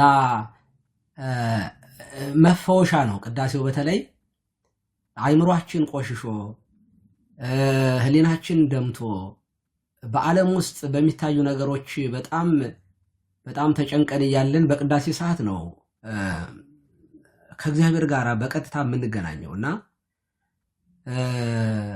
በእንባ ሆነን ፈጣሪያችንን የምንለምንበት የምንቀደስበት ዕለት ዕለት የምንፈወስበት ራበ ስጋ ራፈ ነፍሳችንን የምናስወግድበት ነው ቅዳሴያችን እና የሆነ በቃላት እንዲህ ብለን የሚላወስ ነገር የሆነ ሰፍሰፍ የሆነ ስለ እናቶቻችን ስናስብ በስጋ የወለዱን እናቶቻችንን እናትክን ትወዳታለህ? ለምሳሌ እናታችን ራሷ ትወደኛለህ ብላ ብትጠይቀን አዎ ማየ ብለን ቶሎ መመለስ እንችላለን? የሚቻል አይመስለኝም። ማለት ቶሎ ወደ አይምሯችን ውስጥ ክሊክ የሚያደርገው ምንድነው? ምን ልትል ይፈልጋል? ምን ሆና ነው ይሆን? አሟት ይሆን? የሆነ ነገር ይሆን? ህልማይታ ይሆን? ልትሞት ነው ብለን ነው የምናስብ። እኔ እንደዚያ ነው የማስብ። እናቴ በጣም ታስፈራራኝ ነበረ። ማለት አንዳንዴ የሆነ ነገር አዛኝ ይሆን እንደማንገራገር እንደማማራር ካልኩኝ ስጣጣኝ ያን ጊዜ ይቆጫል ካለችኝ የማልፈነቅለው ድንጋይ የለም። በቃ የማልሆነው ነገር የለም። በቃ የሆነ እንደዚህ ስላለች ብቻ ማጣት እንደዚህ ያለ ስሜት ይሰማኝ ነበር። በስጋ ስለወለደችኝ እናቴ ይህን ያህል አይምሮዬ፣ ህሊናዬ፣ ልቤ ከተላወሰ የክርስቶስ የቤዛዬ ከእናትም ከአባትም በላይ የሆነው ህይወቴን በህይወቱ ያዳነኝ በቁስሉ የፈወሰኝን ሳስብ ልቤ በእርግጥም ካልተነካና በዚህ ኑር ባለቤ ቦታ ላይ ማልገኝ ከሆነ በእርግጥ ከዚህ በለጠ ምን ኃጢአት ሊኖር ይችላል? ደግሞ ይህንን ፍቅር ስለመግለጽ ምን አይነት አንደበት ሊኖር ይችላል? ሰው ኦርቶዶክሳዊነት የምንለው ጸጋም ጭምር ነው። በነገራችን ላይ እውነት ለመናገር ኦርቶዶክስ መሆን ሪሊ የእግዚአብሔር ስጦታ ነው። ከወላጆቻችን እኮ በ40 እና በ80 ቀን ተጠምቀን ኦርቶዶክሳዊ ሆነናል። ግን እሱ ብቻ አይደለም። ምክንያቱም አንድ ሰው ካደገ በኋላ ኦርቶዶክሳዊነትን ሊክድ ይችላል፣ ቤተክርስቲያንን ሊክድ ይችላል፣ ክርስቶስን ሊክድ ይችላል። አሁን የምንኖረው የበለጠ ተናንቆንና የቤተክርስቲያን ፍቅር ውስጣችን ላይ እየተላወሰ የምንናገረው አድገን ገብቶን አንብበን ተረድተን ስናየው በእርግጥም የእግዚአብሔር ጸጋ ነው። የእግዚአብሔር ጸጋ ጭምር ነው። ምክንያቱም በዚህ መኖርን ያለመዱ ሰዎች ከእናታቸው ማይፀን ጀምሮ ፕሮቴስታንት የሆኑ ሊኖሩ ይችላሉ። ከእናታ ማይፀናቸው ጀምሮ ሙስሊም የሚሆኑ ይኖራሉ። አሉ ደግሞ ፓጋን የሆኑ ይኖራሉ። እና ክርስትና ወደን ፈቅደን የተከተልነው የምንኖረው ህይወት ብቻ አይደለም፣ ጸጋም ጭምር ነው፣ ስጦታም ጭምር የእግዚአብሔር ጸጋ በመላት የምንረዳበት ነውና እኔ ስለ ክርስትናዬን ባስብ ስለ ኦርቶዶክሳዊነቴ ባሰብኩ ጊዜ እግዚአብሔርን ጭምር ማመሰግንበት ቅድም እስመ ተግባር ሆነ ለዘፈጠረነ በኢየሱስ ክርስቶስ ለምግባረ ሰናይ ዛቅደም እግዚአብሔር ሰሪያ ሰሪያ በዘባቲን ሐውር የሚለውን የማንን ነበር የሆነ አንድ ወንድማችን አስቶት ነበር። ኤፌሶን ምዕራፍ 2 ቁጥር 4-10 ላይ ያለው እኛ ፍጥረቱንና እንመላለስበት ዘንድ እግዚአብሔር አስቀድሞ ያዘጋጀውን መልካሙን ሥራ ለማድረግ በክርስቶስ ኢየሱስ ተፈጠረን። አስቀድሞ ያዘጋጀውን በጥንተ ተፈጥሮም ለምስጋና ነው የተፈጠርነው፣ ለውዳሴ ነው የተፈጠርነው። እንደ መላእክት እየዘመርን እያመሰገን እንድንኖር ነው የተፈጠርነው እና አስቀድሞ ያዘጋጀውን መልካሙ ሥራ ያ በገነት መኖር ነው፣ እግዚአብሔርን እያመሰግኑ መኖር ነው መልካሙ ሥራ እና ያንን ለማድረግ እንደገና በክርስቶስ ተፈጠርን ይላል። በዳግማዊ በክርስቶስ አዲስ ፍጥረት ሆነን። አዲስ ለምንድን ነው በክርስቶስ አዲስ ፍጥረት የሆነው? መጀመሪያ እግዚአብሔር እኛን ሲፈጥር የፈጠረበትን ዓላማ እንድናደርግ ነው። እግዚአብሔር ሰውን የሆነ ጊዜ ሲፈጥር ለሆነ ዓላማ ፈጥሮት በኋላ የዓላማ ተበላሽቶበት ሌላ ለሰው ልጅ መኖሪያ አዲስ ፍጥረት አዲስ ነገር አልፈጠረም። እግዚአብሔር መጀመሪያም የሰው ልጅ ለምስጋና ለውዳሴ ፈጥሮታል፣ መቶኛ ነገር አድርጎታል። በክርስቶስም የመጀመሪያውን ሰው የተፈጠረበትን ዓላማ እንዲሆን ነው የሆነው እና ተመለስን እኮ ያጣነውን የ5500 ዘመን ናፍቆታችንን እኮ አገኘነው እኮ ገነታችንን እኮ አገኘናት እኮ እንዴ! የተከፈተ በር እኮ ተሰጠን እኮ በበሩ የምንገባበት እኮ ስርዓት እኮ ተሰራለን። እኔ ይሄ መታደል ነው። ስለዚህ ስትገቡ ፕሮቴስታንቶች አሁን እኔ ቢገቡ ደስ ይለኛል። ከዚህ ህይወት ሌላ ህይወት የለም። ቅድም እንዳልኩት ነው። ከኖህ መርከብ ውጭ ሆኖ አይ እኔም በዚህ ምድናለሁ አንተ መርከብ ስራ እኔ ደግሞ በዚህ በኩል የሚባል አይደለም። አንድ መንገድ ነው፣ አንድ ህይወት ነው ያለው፣ አንዲት ቤተክርስቲያን ያለችው። ከመርከብ ውጭ እግዚአብሔር ወዳጆቹን የሚያድነው በልጁ በኩል በተሰራው ስርዓት ብቻ ነው። ያቺ መርከብ ደግሞ ቤተክርስቲያን ናት። ስለዚህ ስትገቡ ይመስለኛል ሌሎች ቤተ እምነቶች የሚያስቡት ነገር አለ። ስለ ኦርቶዶክስ ሲያስቡ የሚያስቡት የሆነ ገር፣ የሆነ ታምር፣ የሆነ አንድ ቅዱስ፣ የሆነ አንድ ሰው እንደው ታሪኩ ላይ የሆነ የመቀበል ያለ መቀበል የሚመስላቸው ሰዎች ሊኖሩ ይችላሉ። እርግጠኛ ነኝ አሁን መተው ንገሩን እንደላቸው ገድለ አቡነ ተክለ ሃይማኖት ነው የሚሏችሁ፣ መተው ታምረ ማርያም ሊሆን ይችላል የሚሏችሁ።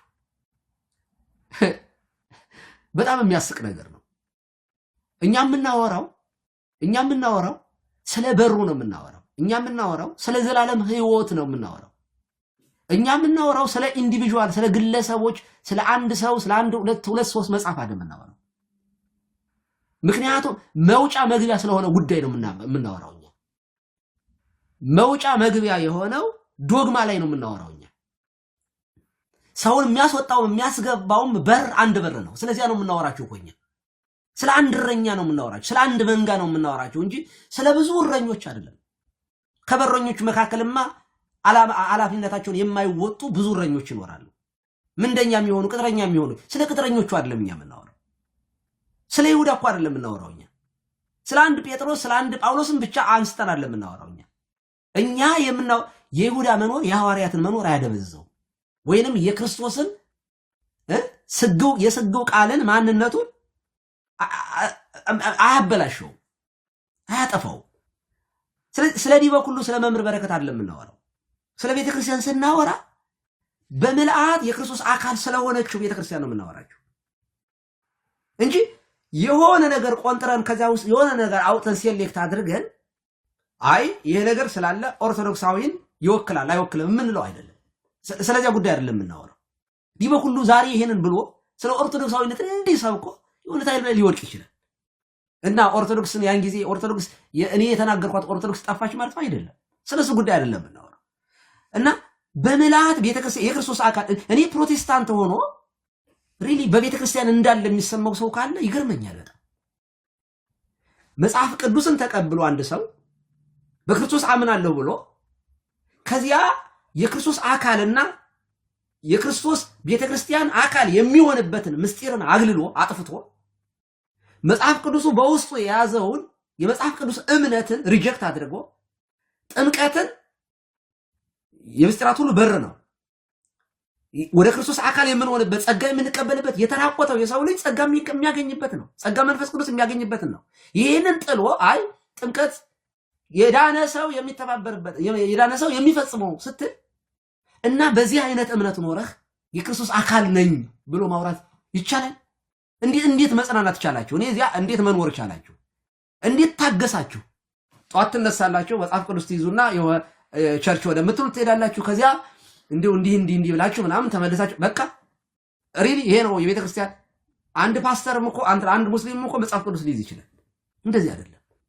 በክርስቶስ ማመን ማለት በትምህርቱ መኖር ማለት ነው በትምህርቱ መኖር ማለት ደግሞ ያልተቋረጠ ቀደም ሲባል ነበር የክርስቶስ ትምህርት ምንም ነገር ሳይሸራረፍ ምንም ነገር ሳይበረዝ የአባቶች ትምህርት ቀጥ ብሎ የደረሰባት ኦርቶዶክሳዊት ስለሆነች ነው እሱ ነው የምናወራለን እንጂ የሆነ ታይም ላይ ጠፍታ እስከ 16ኛው መቶ ክፍለ ዘመን ከዚያ መጣ ዱብ ብሎ አንድ ሉተር የሚባል ሰውዬ ተገልጦለት እንደገና እንደው ሪፎርሜሽን የሚለውን ምን ወሰደውና ድንገት በ16ኛው መቶ ክፍለ ዘመን ያትናቲዎስ የቄርሎስ የዲዮስቆሮስ እምነት ተገልጦለት ከዛ አስቀጠላት ብሎ እዚያ ውስጥ ትክክለኛው እኛ ነን ብሎ መጽናናት ይቻላል እንዴት ሞኝነት ነው የክርስቶስ አካል የሆነ ታይም ላይ ጠፍታ የሆነ ብቅ ምትል የዮሐናት አይደለችም የክርስቶስ ቤተክርስቲያን እና እንደዚህ አይደለም እና ስትገቡ ስለ ዶግማው ጠቅላላ ስለ ቅዳሴው ሊተርጂው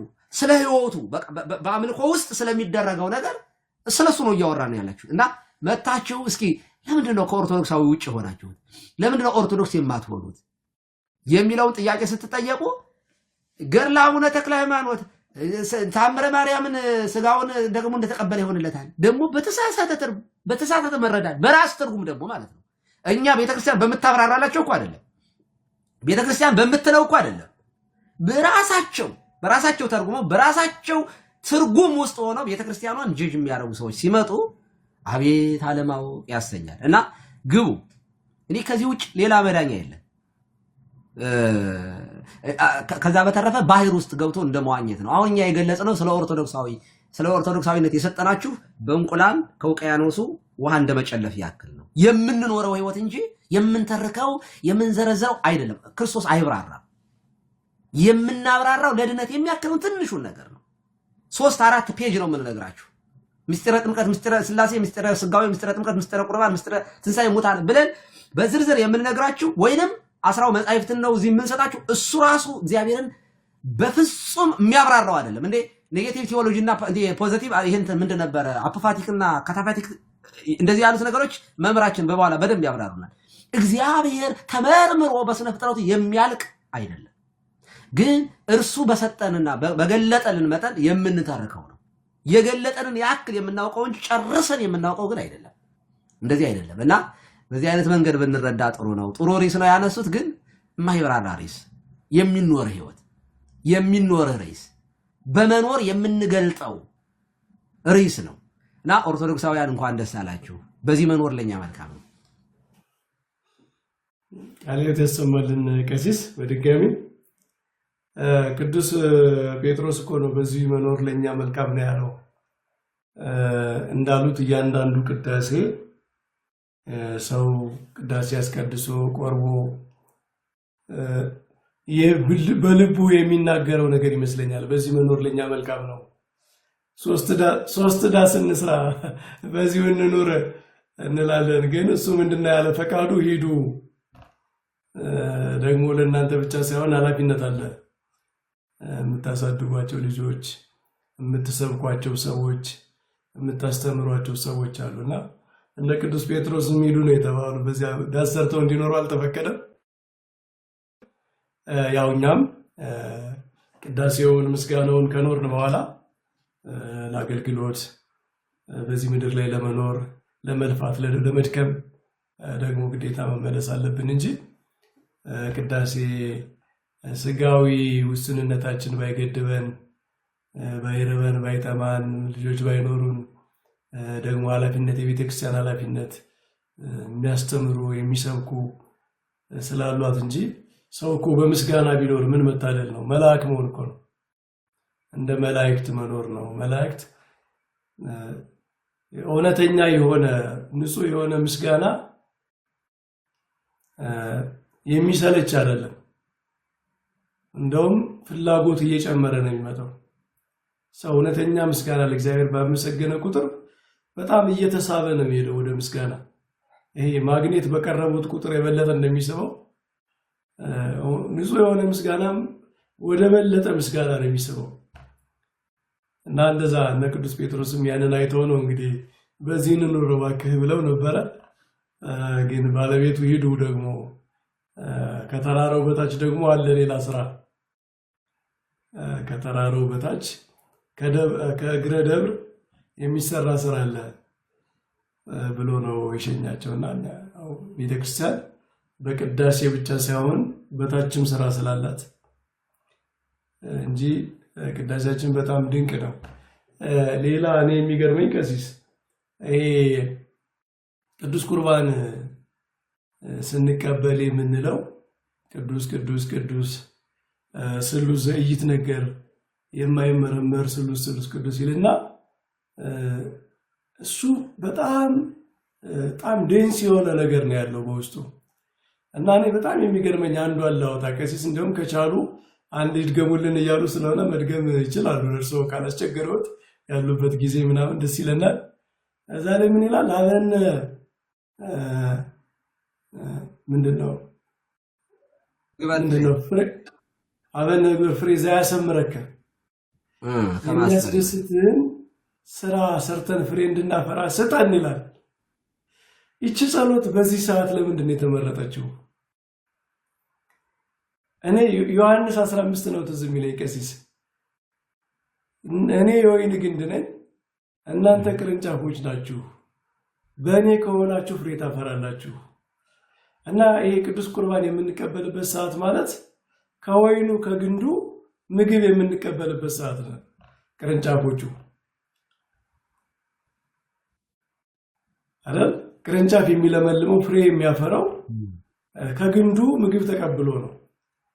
እና ከክርስቶስ ስጋና ደም በምንቀበልበት ሰዓት ፍሬ የሌላቸው ከግንዱ ምግብ እየተቀበሉ ግን የማያፈሩ ቅርንጫፎች እንዳንሆን እርዳን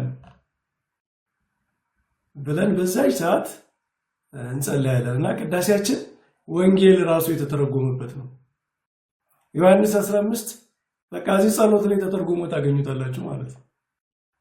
እንዴት ነው የክርስቶስ የወይንና ግንዱ የሚገናኘው? ቅርንጫፍ ወይን ግንዱና ቅርንጫፉ እንዴት ነው የሚገናኘው ካላችሁ በሚስጥረ ቁርባን ነው። አንዱ ዋነኛው መገለጫው ምግቡ ነው የተሰጠበት። ክርስቶስ ራሱን ምግብ አድርጎ የሰጠበት ለቅርንጫፉ ፍሬ እንዲያፈራ የሰጠበት ሚስጥር ነውና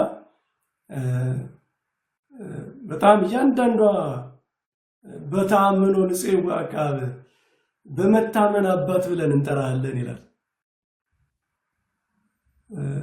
የልጅ ማለት በዚህ በቃ የስጦታ ሁሉ ጫፍ ላይ በሆነው ጊዜ እግዚአብሔርን አባት ብሎ መጥራት ያስፈልጋል። ይሄ ለልጅ ብቻ የሚሰጥ ነው፣ ልጅ ላልሆነ የሚሰጥ አይደለም። እና አባት ብለን እንጠራለን ብለን ይሄ በጣም ኢሞሽናል የሆነ በጣም ጥልቅ የሆነ እንትኖች አሉ፣ ንግግሮች እዛ ላይ ማለት ነው። እና እንደው ቅዳሴን ቀሲስ ወደፊት እንደዚህ እርስዎም በዜማም በትርጓሜውም እያገዙን ብንሄድበት ጥሩ ነው በእውነቱ። 10 ሰውም 20 ሰውም ቢከታተለው በጣም ጠቃሚ ነው የሚሆነው። እስቲ በአማርኛ ልበልላችሁ አሁን ያሉትን። ምክንያቱም በዜማ አንዳንዴ በግዕዝም ስለሚባል ዝም ብለን ሳናስተውል ዝም ብለን ልናዜመው እንችላለን። እንዲህ ነው የሚለው የማይነገር ቅዱስ ቅዱስ ቅዱስ ሶስት የምትሆን ይህንን ስጋና ደም ሕይወት ሊሆነኝ ሳይፈርድብኝ ይቀበል ዘንድ ስጠኝ። በጌትነትህ እንድገለጽ ደስ የሚያሰኝህን ፍሬ እሰራ ዘንድ ስጠኝ። ያንተንም ፈቃድ እየሰራሁ እንወርልህ ዘንድ ስጠኝ። አሁን ይሄ ጸሎት አራሂሮ በርህራሄ የሚያሳይ ነገር እንወርልህ ዘንድ ወእህየው ለከ እንዘ እገብር ዘዚአከ ፈቃደ እና ያንተንም ፈቃድ እየሰራሁ እንወርልህ ዘንድ ስጠኝ። ለአንተ እንድኖር ነው የሚለው ቀሲስ፣ ለአንተ እንድኖር ነው የሚለው። በቃ እሱ እኮ ነው። በማመን አባት ብዬ እጠራሃለሁ። በማመን በተአምኖ እፄዋአከ አለ። በማመን አባት ብዬ እጠራሃለሁ፣ መንግስትህንም እጠራለሁ። አቤቱ ስምህ በእኛ ላይ ይመስገን። ምስጉን ክቡር የምትሆን ኃያል አንተ ነህና ለአንተ ክብር ይገባሃል ለዘላለሙ። አሁን ይህንን ነው እንግዲህ እስመ ኃያል አንተ እኮት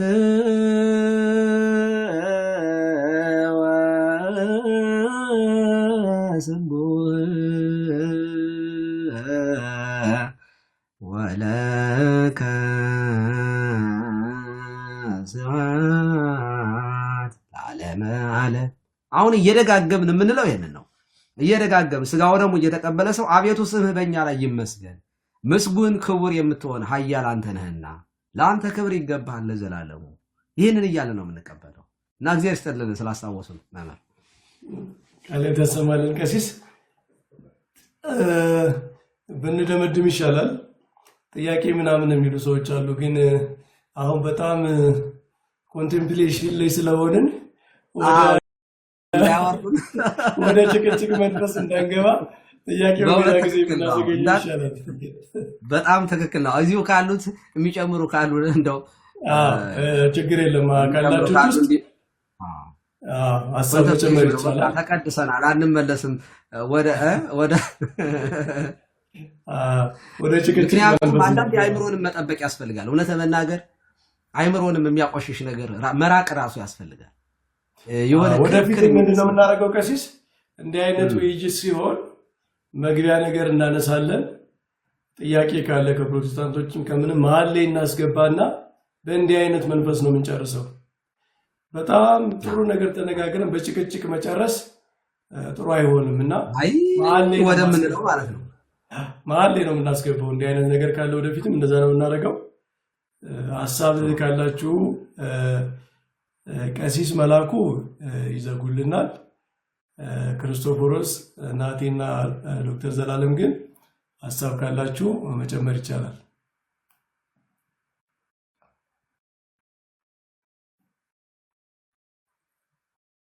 እኔ የለኝም መምህር። እሺ ናቲ ያለ የምንጨምረው ነገር ቅድም ያልጨረስከው ነገር ካለ መጨመር ይቻላል። በጣም ደስ የሚል ጊዜ ያሳለፍነው፣ በጣም ደስ ብሎኛል። እውነት ለመናገር አንድ እንደውም እንትን ትዝ ብሎኝ መምህር አንድ ምንድነው ፋዘር ነው የነገረኝና ማለት ባዮሎጂካል ፋዘሬ በድሮ ጊዜ እንትን በዛ አሉ፣ ምንድነው ኮሚቴ በዛ አሉ በጣም እና የእንትን ኮሚቴ እየተባለ ኮሚቴ ሲበዛ ለምንድን ነው ይሄን ነገር ማናስቀረው ተብሎ ተነሳና እሺ ስለዚህ ኮሚቴ ስለበዛ ምን እናድርግ ሲባል ኮሚቴን የሚያጠፋ ሌላ ኮሚቴ ይፈጠራሉ። እና አንዳንድ ጊዜ ምንድነው አሁን ቅድም ስለ ቅዱስ ቤተክርስቲያን ያነሳነው ሁሉ ምን አስበን ነው አሁን አንዳንዴ እንደዛ ነው እየተደረገ ያለው። አሁን በሌላ አካባቢ ማለት የሆነ የለም ኮሚቴ እንደሚባለው በስቷል። በሌላ አካባቢ ማለት የሆነ ከዛ እንዴትና እንትን እናድርገው ሲባል መፍትሄው ምንድነው ሌላ ኮሚቴ ማለት ነው። ሌላ ደግሞ ብራንች የመክፈት አባዜና እንደዚህ ሰው ከሚሰቃይ በድንቅ ሁኔታ በስርዓት ወደ ተሰራችው ቤተክርስቲያን በደንብ እንትን ማለት መመለስ። አንዳንዴ ምንድነው ይሄ እንትንም እኮ ይከብዳል አይደል? እልህም ከባድ ከሆነ እልህ ምላጭ ያስውጣል ይባል የለ። በእልህ ከመሄድ ይልቅ በደንብ ወደ ታሪካዊ ክርስትና ማዝገም ላይ በደንብ ትኩረት ቢሰጥበት መልካም ነው ብዬ አስባለሁ። እኔ ፎር ዘ ፈርስት ታይም ቅዳሴ የገባው ቀን አረሰውም። እሱን እንደውም ልመስክር። እኔ ፎር ዘ ፈርስት ታይም ማለት እኔ ፕሮቴስታንት ቤት ውስጥ ነው ያደግኩት እንኳን አይደለም መቅደስ መግባት ስዕላት ፊት ቆሞ መጸለይ ለእኔ እንግዳ ነው። እንኳን አይደለም መቅደስ ውስጥ ድረስ መግባት እኔ የመጀመሪያ ጊዜ መቅደስ የገባው ቀን የነበረኝ ማለት ሰላም፣ ይሄ እረፍት፣ ደስታ፣ በእግዚአብሔር መታመን፣ ይሄ እርግጠኝነት፣ በተለይ ይሄ እርግጠኝነት እርፍ ማለት አረሰውም በቃ ማለት እኔ ማለት እንደውም አባቴም ያብራሩልኝ ነበርና እያንዳንዱን ነገር ይነግሩኛል። አሁን ይሄ እንዲህ እየተባለ ነው፣ አሁን እንደዚህ እየተባለ ነው፣ ሁሉንም ያስረዱኝ ነበርና ቀሲስ ጋሻው ፀሐይ ይባላሉ። ደብረ ይባቤ ቅዱስ ያሬድ ቤተክርስቲያን አገልጋይ ናቸው። እና አንድ በጣም የገረመኝ አሁን የስዕላት እንኳን በቅዱስ ቤተክርስቲያን ውስጥ ያለውን ትርጉም አስረድተውኝ ልክ ወደ ቅዱስ ቤተክርስቲያን መቅደስ ሲገባ ያለው በቃ ልክ የዕብራውያን ምዕራፍ 12 ላይ ያሉት እነዚህንም ያህሉ ምስክሮች እንደ ደመና በዙሪያችን ካሉልን የሚለው ሐሳብን በቃ እንዲህ በቅዱሳን በምስክሮቹ ተከበን እንዳለን ይሄን ሁሉ ሲያስረዱ የማረሳው ነገር ምንድን ነው?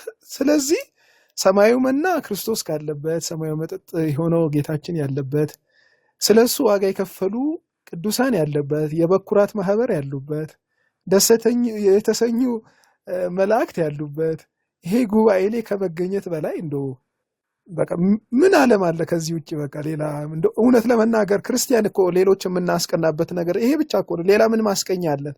ሌላ ብንጠቅስማ ዓለምም ትጠቅሳለች እኮ። አሁን ምንድነው እኔ ለማስቀናት እንቁልልጭ ለማለት ሌላ ነገር ባነሳ እነሱም የሚጠቅሱት አይጠፋም፣ ወይም የሚያነሱት ፒክ የሚያደርጉት አይጠፋም። ይሄ ብቻ ነው ማስቀኛችን። ባይዘው ቅዳሴያችን ነው ማስቀኛችን፣ መቅደሱ ነው ማስቀኛችን፣ መስዋዕቱ ነው ማስቀኛችን፣ መሰዊያው ነው ማስቀኛችን፣ ሊቀ ካህኑ ነው የምናስቀናበትና በቃ ኦርቶዶክሳውያን ለዓለም የምናስቀናበት እንትን መቅደሱ ነው ለማለት ነው። እና በጣም አይወዝ በጣም በቃ ያን ቀን አረሳውም ለማለት ፈልጌ ነውና ብዙ ትዝታ አለኝ። ቅድም ቀሲስ ሲሉም ራሱ በቃ እየተመሰጥኩ ነበር። በጣም ደስ ብሎኛል። በጣም ደስ ይላል። የህይወት ምስክርነት ደግሞ ደስ ይላል። እንደዚህ ከራስ ህይወት የሚወጣ ነገር ዘሌ መጨመረው ነገር ካለ እኔ ግን ናቱ እኮ ባህሪው ራሱ እኮ ለተመናገር አይመስልም። የዚያ ቤት እኔ ዝም ብሎ እኔ በቃ ባለማወቅ ሄዶ የኖረ ሰው ግን ይሄ ራሱ ጣይሙ እንዴት መጣልህ? ናቱ ማን ነው? አንድ ጊዜ የት ነበርሽ የምትባል ሴትዮ ነበረች እና እስካሁን የት ነበርሽ ተብላለች። እና ሪሊ በቃ ናቱ በጣም ከሚያስደስቱኝ አገላለጾቹ፣ እርጋታው በጣም የሚገርም ሰው ነውና ናቱ ቃልዮት ያሰማልን። በእውነት እንዳንተ ያለ ወንድም እግዚአብሔር ስለሰጠን እናመሰግነዋለን። በርታልን፣ ጠንክርልን ለማለት ነው። አዎ በጣም አትጥፋ ናቱ። እንደዚህ ስንከፍትም እንደዚህ ሀሳቦችን ተካፍለናል። ስለዚህ ቀሲስ ነግሬው ከመጡ እሳቸው አጠቃለው ይዘጋሉ። እንግዲያውስ ቀሲስ መላኩ ሀሳብ ቢሰጡም ጥሩ ነው። እኔ እዚህ ላይ ሀሳብ መጨመር እንኳን በአስቸጋሪ ይመስለኛል። አሁን ባለንበት ልልና ነፍስ፣ አሁን ባለንበት ተመስጦ በዚሁ ቀሲስ አባታችን እንዳሉት የተወሰነ የሚያነሱት ካለ ብለው እሶት እንደፈቀዱት መጠቅለሉ የተሻለ ይመስለኛል። ባይሆን ግን ፈቃድ ካለኝ ይሄንን ኮንተምፕሌሽን ይሄንን ተመስጦ በደንብ ከምንመለከትባቸው ቅዳሴ ውስጥ አሁን ያነሳነውን ነገር በደንብ የምንመለከትበት አንዱ መኃልየ ነው። ብዙ ሰው ዝም ብሎ በግርፍ ነው የሚመለከተው። በተለይ ደግሞ ከኦርቶዶክሳዊነት ውጪ ያሉ ብዙ ወንድሞች እናቶች የሚመለከቱበት መንገድ እንደ ኤሮቲክ ነገር ነው የሚመለከቱት እና ያንን በቅዳሴ ውስጥ የምናገኘውን ኮንተምፕሌሽን፣ በቅዳሴ ውስጥ የምናገኘውን ሪል ፕሬዘንስ፣ በቅዳሴ ውስጥ የምናገኘውን ከእግዚአብሔር ጋር ተዋህደን የምንኖርበትን ገነትን በምድር የምንኖርበትን ያንን ህይወት ምን እንደሚመስል ህይወቱን ደግሞ ይበልጥ በተመስጦ የሚያሳየን መኃልየ ነውና ፈቃድ ከተሰጠኝ ሳምንት ከጥቅምት 5 ጀምሮ እሁድና ረቡዕ ከምሽቱ 2 ሰዓት ጀምሮ ማብራሪያው ትምህርት አለ በእኔ ቤትና ይመስለኛል ከቻሉ መምህር በረከት ነቀሲት በኩልም ይመጣሉ። በሰው ፊት እንግዲህ ምናልባት ከቻሉ ማሳሰቢያ ለመስጠት ነውና ያ ስለሚሆን እሱን ዲቴይል ቅዱሳን አባቶቻችን ያብራሩበትን መንገድ በኦርቶዶክሳዊ መንገድ እንዴት እንደምንረዳው እሱን እንመለከትበታለን እና እዛ ላይ ደግሞ አሁን የምናነሳቸው ነገሮች ምን ማለት እንደሆኑ ነቀሲት በኩሉ አሁን ያብራሩት መምህር በረከት ያብራሩት ምን ማለት እንደሆነ በጣም በጥልቀት ነው የምትመለከቱት እና መሐሊ ወደ ሌላ ሌቭል ኦፍ ኮንተምፕሌሽን ነው ደግሞ የሚወስደን። ለዚህ ጥሪ ለማቅረብ ነው። እግዚአብሔር ይስጥልኝ መምህር በረከት። በጣም ጥሩ ቀሲስ፣ እኛም በተቻለን መጠን ለመገኘት እንሞክራለን። ቀሲስ የትምህርተ ዋት ትርጓሜም በጣም ደስ በሚል ሁኔታ አዘጋጅተዋል። ዩቲዩባቸውም ላይ ያለ ቀሲስ ሁለቱንም የተማሩ ናቸው። የአብነት ትምህርት ቤቱንም ተምረዋል። ሌሎች በቴዎሎጂ ያሉ ነገሮችንም ማንበብ መመርመር የሚችሉ ናቸውና ጠለቅ ያለ ነገር ነው እዛም ላይ ያዘጋጁት። ማሌ ዘሰሎሞንም ላይ እንደዚህ አይነት ዝግጅት እንዳላቸው አውቃለሁ እየተዘጋጁ እንደነበረ እና በተቻለ መጠን ሮቡና እሑድ ነው አይደል ቀሲስ ያሉት? አዎ ረቡዕና እሑድ ከምሽቱ 3 ሰዓት ነው ማታ 2 ሰዓት ጀምሮ ልክ 2 ሰዓት ላይ ጀምሮ። በጣም ጥሩ ለመገኘት እንሞክሩላችንም። ጥሩ ማሌ ስለሆነ በጣም ጥልቅ የሆነ የኮንቴምፕሌሽን መጽሐፍ ነው። ፍቅርን የሚገልጽ ኢንቲሜሲን የሚገልጽ የሰው ነፍስ ከእግዚአብሔር ጋር ያላትን ፍቅር የሚያሳይ በጣም ድንቅ መጽሐፍ ነው። በሱ ላይ የሚሰሩት ማብራሪያ በጣም የሚጠቅመን እንደው በጣም ብዙ ሁከት፣ ጭቅጭቅ፣ ልብ የሚያቆስል ነገር ስንሰማ ነው የምንለው። እሱም በሚያስፈልግበት ሁኔታ ያስፈልጋል። ለቤተክርስቲያን ጥብቅና መቆም አንዱ መስዋዕትነት ነው። እሱ በጣም አስፈላጊ ነገር ነው። ደግሞ አንዳንዴ ደግሞ እንደዚህ ለነፍሳችን ተመስጦ የሚሆን ነገርን በጎን ማግኘታችን ደግሞ ጥሩ ነውና ይህንን እናርግ። ዘሌ ሀሳብ ካለ መጨመር ትችላለህ። 2-3 ደቂቃ ወስደህ እንደው ሳልናገር ቀረው የምትለው ነገር በልብ ያስከው ነገር ካለ፣ ካልሆነ ወደ ቀሲስ ነገር ሄድና እሳቸው ሀሳብ ሰጥተው በዚያው ያጠቃልሉልናል፣ ይዘጉልናል ማለት ነው። ቃለ ሕይወት ያሰማልን መምህራኖቻችን፣ እግዚአብሔር ይስጥልን። እኔ የሚጨምረው ነገር የለኝም። እሺ አሜን። አብሮ ያሰማል። ቀሲስ ነግሬው ሀሳቦትንም ሰጥተው በዚያው በጸሎት ይዝጉልን። እሺ ቃለ ሕይወት ያሰማልን። በጣም የሚገርም ነበረ የዛሬው ውይይት። መንፈስ የሚያድስ ነበረ። እጅግ በጣም የሚያስገርም ነው። በዚህ ላይ መናገር እንኳ ብዙም ቢከብድም ግን እንዲሁ አንድ ነገር ልበል። ኦርቶዶክስ እምነታችን በጣም ከምንም በላይ ከማንም በላይ የምናከብራትና ጠብቀናት የምንኖራት እምነት ናት ኦርቶዶክስ እምነት። ስለ ኦርቶዶክስ ስናስብ እጅግ ከሚገርሙን ነገሮች ብዙ ተነግሯል። ቅድም አባቶቻችን ነቀሲት በኩሉ ቅዳሴውን በደንብ አድርገው ሲገልጹት ነበረ። እንዲሁ ሌላ ወንጌል ባይማር ኦርቶዶክስ አማኝ የሆነ ሰው ቅዳሴውን ገብቶ ካስቀደሰ ትክክለኛ ክርስቲያንና ምንም ወደየትም የማይናወጥ ይሆናል ማለት ነው። በዚያ ላይ አሁን ዘመነ ጽጌ ነው። በዚህ በዘመነ ጽጌ የደብሩ እንደየአካባቢው በጣም ትንሽም ካህናት ሆኖ ብዙ ካህናትም ሆኖ ማህሌት የማይቆምበት ደብር የለም ማለት ነው። ይሄ ወጥ ነው፣ ስራ ወጥ ነው። ከመጀመሪያው አንስቶ በየትኛውም ደብር የሆነ ማህሌት ይቆማል ማለት ነው። ይሄ ኦርቶዶክስ አንድ መሆኗን ነው፣ አንድ አይነት ነው። ለምን ዶግማዋ ቀኖና በተመሳሳይ ሁኔታ ይፈሳል ማለት ነው። ክርስቶስ መሪያ ነው። እኛ እሱን ተከትለን ክርስቶስ የመሰረታት ቤተክርስቲያን በአንድ አይነት መንገድ፣ በአንድ አይነት አካሄድ፣ በአንድ አይነት ሀሳብ ሁሉም ይከተላት ማለት ነው። ስለዚህ በኦርቶዶክስ አማኝ ሆኖ ክርስቲያን የሆነ ሰው የተባረከ ሰው ነው። በዚያ ላይ ሰው ሆኖ መገኘት አሁን ይሄ በዚህ በፍጥረታት ከምንፈጠራቸው አንዱ ከአራቱ ባህሪያተ ሥጋና ከሶስቱ ባህሪያተ ነፍስ ከምንፈጠራቸው ለባዊነትና ነባቢነት ሕያውነት በዚህ ማስተዋል ማሰብና መናገር የሚባሉትን በውስጡ ይዞ አንድ ክርስቲያን ይዞ ሲኖር ሰው ሆኖ ይገኛል ማለት ነው። ከዚህ ከኦርቶዶክስ ሃይማኖት ወጥተው ሌላ እምነት ሲሄዱ ማስተዋልን ያጧታል። ለምን? ክርስቶስ ለአንድ ሰው እንደ ግል አዳኝ አድርጎ መቁጠር ከሐሳቢነት ከአስተዋይነት መውጣት ማለት ነው። ስለዚህ ኦርቶዶክስ ሆኖ መሞት፣ ኦርቶዶክስ ሆኖ መገኘት መባረክ ነው፣ መቀደስ ነው።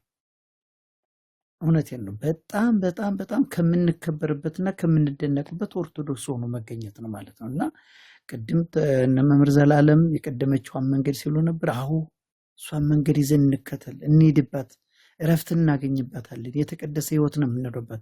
በኋላ ዛሬ በምድር ላይ ቅዳሴው ምኑን የጣኑ ሽታ እያዳመጥን ሄደን ኋላ መንግስተ ሰማያት ከዚህ የበለጠ ህይወት ደግሞ እናገኛለን ማለት ነው። ዘላለም የምንኖርበት ማለት ነው። ስለዚህ የሞት ሞት ከመሞት መጠበቅ አለብን ማለት ነው። ስለዚህ እኔ እንደምለው ቅድም ቀሲስ ዲበኩሉ አባታችን አሁን በመጨረሻ እሳቸውን የሚያሳርጉት እሳቸው እያሉ እኔ አላሳርግም በጸሎት አልዘጋውም። የራሴን ሐሳብ ልስጥ ብዬ ነው። የመጨረሻ ላይ ግን ፍሬ ቅዳሴ ከገባን በኋላ የምንለው አንድ በቅዳሴ ውስጥ ሆነን ከቅዳሴ ውጭ ሆነን የምንጠቀመው ቃል አለ። እሱ ምንድነው? የተቀመጣችሁ ተነሱ ይላል። ዲያቆኑ የሚያውጃቸው 3-4 ነገሮች አሉ። አንዱ የተቀመጣችሁ ተነሱ ይላል። ከዚያስ የተቀመጣችሁ ተነሱ ስንል በቃ ስንፈት የያዛችሁ የሰነፋችሁ ሐሳባችሁ በሐሳባችሁ የተቀመጣችሁ የሐሳብ ልልናችሁን ትታችሁ በራሳችሁ ሐሳብ የምትሽከረከሩ የተቀመጣችሁ ሰዎች ተነሱ። ከዚያስ እናስተውል ያላል። የሚነበበው ወንጌል የሚተረጎመው ወንጌል የሚቀደሰውን ቅዳሴ የማንነውን አስተውሉ፣ የት እንዳላችሁ አስተውሉ፣ የት እንደቆማችሁ አስተውሉ፣ በየትኛው መንገድ እንዳላችሁ አስተውሉ ብሎ ያውጃል። ከዚያስ ደግሞ የመጨረሻው ደግሞ ወደ ምስራቅ ተመልከቱ አለ። ምስራቅን ስናስብ የኛ ህይወታችን ሁሉ በምስራቅ ነው። ፀሐይ ጽድቅ ኢየሱስ ክርስቶስ መገኛው ከምስራቅ እመቤታችን ምስራቃዊት እመቤት አማናዊት ይላታል። ከዚያም በኋላ እኛ ደግሞ ወደ ምስራቅ እንመልከት፣ ምስራቅ ኢየሱስ ክርስቶስ እንመልከት፣ ፀሐይ መውጫውን እንመልከት። እንኳን እሱ ብቻ አይደለም እኛ አተኛኛችንም እኮ ወደ ምስራቅ ነው። ስንሆን ሰው ሲሞት ቀብር ላይ የሚቀበረው ወደ ምስራቅ ነው። ስለዚህ ወደ ምስራቅ እንመልከት። ኢየሱስ ክርስቶስ በቤተልሔም በምስራቅ ሲወልድ በቤተልሔም ነው። ስለዚህ ወደ ምስራቅ ኢየሱስ ክርስቶስ ወደ ተወልዶ በበረት በተኛበት እንመልከት ብሎ ታውጆ ይሄን ያዘ ቅዳሴ እናስቀድስ ነው። ስለዚህ እኛ ኦርቶዶክሳውያን የምለው እኔም የተቀመጥን ሰዎች እንነሳ፣ የዛለ ሰውነታችንን እናበርተው፣ ቅዳሴውን እናስቀድስ፣ ማሕሌተ ጽጌውን እናዳምጥ፣ እንግባ፣ በየቤተ ክርስቲያኑ እናስቀድስ። በተለይ በየትም ሀገር ህይወትም ሆነን ልባችን ካልሰነፈ ጉልበት ያቅም መልክም ብቻ እኛን አይገድበንም ማለት ነው። ልብ ከሰነፈ ግን በምንም ቢያል ምን ቃለ እግዚአብሔር ቢነገር አንሰማም። ለምን? ልባችን ተኝቷል። ስለዚህ የተቀመጥን ሰዎች የተኛ ሰዎች እንንሳ ማለት ነው። ስለዚህ ይሄን ነው የምለው። እኔ አላበዛም። እናንተ ምሁራን በተናገሩበት እኔ በኮልታፋ አንደበቴ ይህንን ለመናገር ፈልጌ ነው። እግዚአብሔር አምላክ ይችን ሰዓት ቀድሶ ይችን ሰዓት ስለኛ እንድንባረክትና እንድንማማርበት የሰጠን አምላካችን ኢየሱስ ክርስቶስ ስሙ የተመሰገነ ይሁን። ወደ መልአከ ገነት ወደ ቀሲስ ዲበኩሉ ወስዳችኋለሁኝ። አመሰግናለሁ። ኑሩልን። እናንተ ሊቃውንትን እግዚአብሔር ያኑሩልኝ። እግዚአብሔር ያኑራችሁ። አሁንም የትምህርት ዘመናችን የአባትነት እድሜያችሁን እግዚአብሔር ባርኮና ቅዱሶ ይስጥልን። በተለይ ቅድም ግን ናቲ የሚባለውን ልጅ ቀሲስ ዲበኩሉ እንዳሉት እኔም እንደዚያ ነው የምለው። ከታሪኩ ሲማር ታሪኩ በጣም ከምንፍቅና ዓለም ከዚያ የመጣ ነው። ግን አሁን ህይወቱ እንዴት ስብራል፣ እንዴት ተቀየረ። እዚሁ ከዚሁ ተነስቶ ታንጾ አድጎ እኮ እንደዚህ ያለ ሰዎች ብዙ ምን ከምናገኛቸው ጥቂት ሰዎች ናቸው። እሱ ግን መታደል ነው። የጸጋ አይወሰድብን ነው የምለው ወንድሜ። እግዚአብሔር አምላክ ሁላችንን የሚባርከን። በሰላም እደሩልኝ። አመሰግናለሁኝ። አሜን አሜን። መምህር እኔ እየነዳሁ ስለሆነ እዚያው ጋብዙ ከሁለቱ አንዱ እሺ ቀሲስ ሳራ እኔ ገባች እህታችን ሀሳብ ካላት እንቀበላት። ሳራ አለሽ?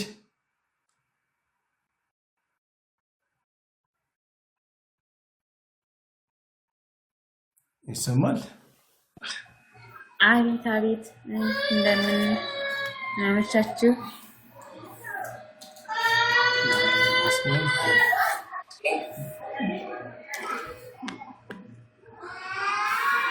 እኔ ጥያቄ የለኝም። ያው ከታች ስለማይሰማኝ ለመማር ነበር የመጣሁት። ጨርሳችሁ አምስት ላይ ጨረስ ነው የሆነ ድምፅም አለ። እሺ ይቅር። እሺ ታችነሽ ምንም ችግር የለም። ስለዚህ አንዳችሁ ጨርሱልን፣ ወይ ቀሲስ መላኩ ወይ ቀሲስ ነገረ። መላኩ ለእሱ ተሰጥቶታል። እንደጀመርኩ አስጨርሰውኛል። እሺ እግዚአብሔር አምላካችን እየሰማነውን በልቡናችን ይጻፍልን።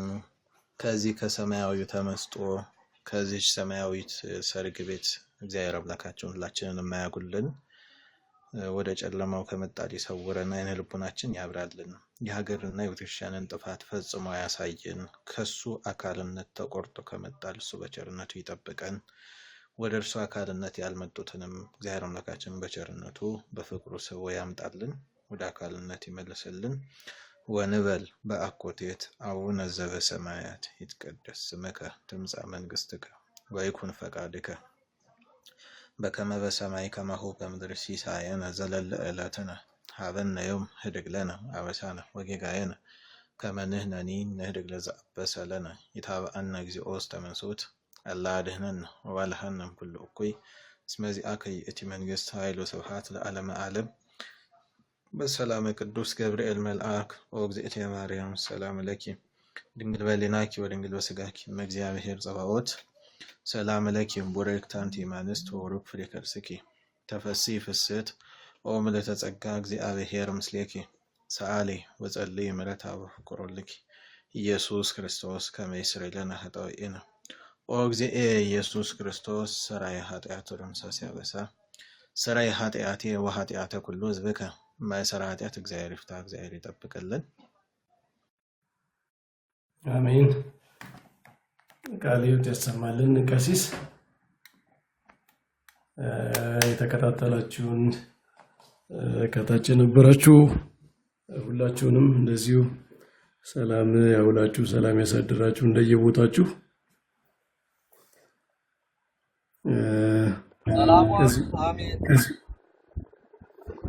አሜን አሜን።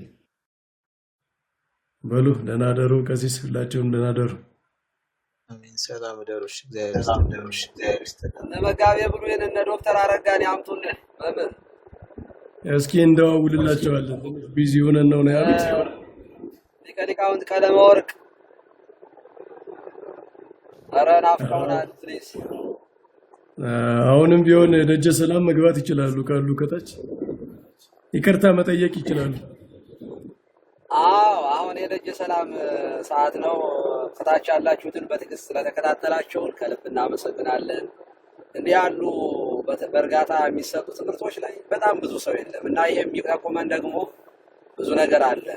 በደንብ ካጠና ነው ተረጋግቶ የእግዚአብሔርን ቃል አጣጥሞ በተመስጦ ሆኖ መከታተል ብዙ እየከበደ ስለሆነ እና ታግሳችሁ ስላዳመጣችሁን በእውነት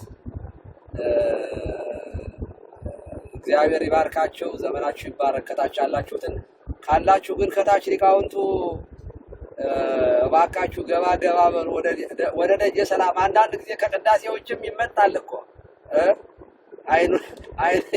አይን እያሹ ቢሆንም ደጀ ሰላም ሳያስቀድሱ እንደው መምጣት ትንሽ ቢከብድም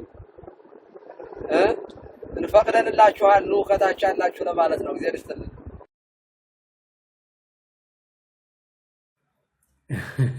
ልክ ነው። ቀሲስ ይሰራ ደጀ ሰላም ላይ እኮ ይፈቀዳል። አዎ ቅዳሴ ወጡ ምናምን ተብሎ እና እንደዚያ ነው። ኑልን አፈሩ መሰለኝ አልመጡም። እስቲ ካሉን የማያለው ከታችሁኝ እኛ ይቅር እንላለን። ችግር የለም ይምጡ።